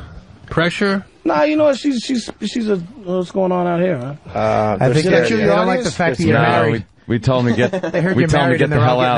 getting the hell out. We tell him to get the hell out before we got to leave, so we don't gotta like be with the riffraff. Bye, guys. You guys are lucky, man. I got to work my way through that crowd. Oh no, You know, that's we're one way thing about beyond the that. Garden. Out of all the buildings that we go to, the parking lot is across the street. So when Yeah. you go into the building, you have to walk through the fans. Yeah. So you got people reaching out trying to touch in on any other building. You go around the back, and you know they can't exactly get to you. But only New York City, man. You got to Yeah. walk It's like through Barnum and Bailey across circus the in the street car. through the crowd. Yeah. Are you liked or hated by wrestling fans? Are you a good guy or a bad guy? Are you a heel? I'm a bad guy, but everywhere I go, Look at Sam. there's Yeah, those little he's a bad guy. pockets of He's- people that- Sam's confirming everything No, you're saying by nodding. It's not a bad yes guy. and no. It's like, no, I know that. Yes, yes, It's yes. a heel. It's not a bad guy. It's a Yeah, heel. of course. That's what they call it. And what's Dude, the good you're guy huge. called? What is a good What's guy? the good guy called? A very Exactly, nice a person. big toe. It's a good guy, bad guy. It's a pro. What do you prefer, a bad guy or a heel? Baby face. Heel. That's the two. There you go. Heels, See? baby. Good job. Right, like Sam. Baby Sam's a faces baby and face. Well, you Right could now I am. You beat Ric Flair. You could make a transition to good guy. No, Ric Flair's loved right now. A lot of people love him. They want to see him beat me. I don't know. I love I know when what a twink I is. love when someone turns heel. What'd you That say, is one of the Twinkie? most dramatic moments in What's that? wrestling. Yeah. When You know someone what turns Twinkie heel, is? you're like, Nice. what does he do? Why is he hitting him? Holy shit, he turned. That used to be the greatest. When they man. turn Oh, heel yeah, like that. that's when- big dramatic moment. That is where you're- great. When Especially someone when just it's your turns favorite heel like wrestler that. and you almost break Like, down what? and cry. What's he doing? He's hitting it. you He's can't Or the take flip this side. guy. They're best friends. When the bad guy, who everybody despises, runs in to save that good guy, and he, becomes, oh yeah, Yeah, you yeah. hate the guy and then you Yeah. love him. That's one of the things that I love about what I do so much, the emotion involved, because, you got little, like when I put Matt Hardy out of commission, you had little kids in the audience, grown women that were crying, and I've had people, throw shit at me and tell me, oh, I'm gonna, in the South especially, I'm from the South, but not too long ago I had a woman tell me her exact words, after what you did to Matt Hardy, I'm gonna cut you. That's exactly what she said. Wow. And I thought, man, that's She's great. For me, serious. that's great, though. If I can bring Yeah, that yeah. kind of emotion out of somebody where they really hate me, they really want to hurt me. I got to tell you, I thought our fans were scary. What? Wrestling fans are way It's scarier. exactly the same. They are such that we have crossover I audience. was going to That's say, I think we ridiculous. got a lot of the same fans. If you beat Ric Flair, you might get to wrestle Chief Jay Strongbow. Wow. If you can pull that off, that'd be amazing. Why do you think it's you and him this time? You know what? In a nutshell, I am everything Ric Flair used to be. Interesting. I'm a younger, better looking, more athletic version of Ric Flair. I'm with that. He used to dress up like really in suits all the time too. Oh yeah, absolutely. I actually sat next to the Big Show in first class once, and he took up. No, don't lie. You didn't sit next to the Big Show. Yeah, I But did. you guys couldn't sit next to each other. There's no He way. couldn't. I actually offered him the window seat, and he was like, "I can't sit there because my head hits the ceiling. I have to sit in the aisle." And he was breathing like this the whole time. Yeah, well, he's lost about 100 pounds, so He's a big motherfucker. He's one of the biggest human beings I've ever seen in my life. Yeah, no, he's huge. If he holds a 12-ounce soda can in his hand, you can't see it. He can hold it just like Oh that my and God. engulf the whole can in his paw. That's crazy. He's a big hand. He's a big boy. Just like Sam, yeah. Show him, Sam. Yeah, my hand's not that big, but it's... Show him your thumb. I got a Sam big- does have a big hand. My thumb's pretty big, right? Your thumb is pretty black. Nothing on you is big. You got a big black thumb. I was going to tell you something about that thumb, but I'll just leave that. Give you a suggestion. Yeah, something you can do with that. Well, let's get MVP out of here. This was great. I had It a was blast. awesome. Thanks, Yeah, man. thank you, This man. was a Thanks really for the good time. honesty, by the way. Oh, no problem. It's And you know what I'm going to refreshing. tell you guys? I had heard of Opie and Anthony, and I'd never had the chance to hear you guys, never listened to the show, but now you have a brand new fan. And I've always heard good things, by the way. But, you guys treated me well. I had a really good time. And Come back anytime I get a anytime. chance. Anytime. Yeah, cool. Thanks a lot. We've had a good time with the Sam, what's the big plug? wrestlers Royal over the Rumble? years. Yeah, the Royal Rumble is this Sunday on pay-per-view. WWE.com. It's sold out for Madison Square Garden. It's sold out in 2 hours. Of course it did. So you're not going to get tickets. You got to watch it on pay-per-view this Sunday at 8 p.m. Eastern. Are you going to it? Oh, I'm going to it, yeah. Call your local cable operator. Call your or go to local cable operator. WWE.com. And Friday Night SmackDown, which is my show, CW Network, 8 p.m. Eastern Time. And what else? What else we got coming up, Joe? Anything else? Oh, we got Raw on Monday nights, USA. I'm not concerned about Raw. That's not my show. Okay. I'm a SmackDown guy, you know. No, WWE. You know, Raw is Monday night, and SmackDown is Friday night. But SmackDown is my show. As a matter of fact, we should just call it the Friday Night MVP show. That's right. He's half man. He's half amazing. Half he's man, United half States amazing, that's champion, me. and he's gonna. He just very well might retire Ric Flair on Sunday. That I hope happens. You never know. I'm not a Pro big wrestling. Ric Flair fan. Nah. Enough But of here's this the cool woo, thing. I came in woo. here United States champion, and hopefully in the very near future I'll come back world champion, and we'll do this again. That's it with the whirly bird Who's belt. got that right now? Is that Cena? No, well, that's the WWE championship. Actually, Raw has the WWE title and the Intercontinental title. SmackDown has the World Championship and the U.S. Championship. Oh, so you don't get the whirly Not bird? the whirly bird one. I get Sam's got that the one. giant gold one. You get the big. That one's better though. That one's. I like that it looks better. more official. Yeah, I don't want the spinny one. That's kind of crazy. You pry the jewels out of it. Take them down to a pawn shop. But Mr. LaMotta, the belt of a champion is a very rare item. These are the jewels from the belt. From the belt. Get away my kids, Jake. Idiot. Just fucking hammering a championship belt with dishes stacked. Stalker Patty wants a picture with MVP. Is Stalker Patty? We have Stalker. I want a picture with MVP. Patty, you're There a goes big wrestling Patty. fan? My boss is. He's in a wrestling club. Oh, How about a microphone? A wrestling Patty? You're talking club. in there, sweetie. To email a picture of me and MVP to, email a picture to him. Give E.T.'s body back. You really... MVP, yeah. The look on MVP's face says it all. She's 50, I think 2 or 3 at this point. I'll be 53 in June. Don't rush me. Russia. And she's a virgin. Yeah, she's never 53-year-old virgin. known the pleasures of a man. No wonder. You rarely see a virgin. No wonder. Yeah, I mean, Even after like 10 years in prison, would you? Like the first day you're out? No, not the first day I'm out. No, hell no. But, if I was in, yeah, I'd have knocked it down. Hell yeah. All right, camera, Patty. Yeah, Patty, why don't you get your picture because we got to get out of here for the weekend. You're bothering us. All right. He's a big star. Will you get your picture and get the fuck out of here?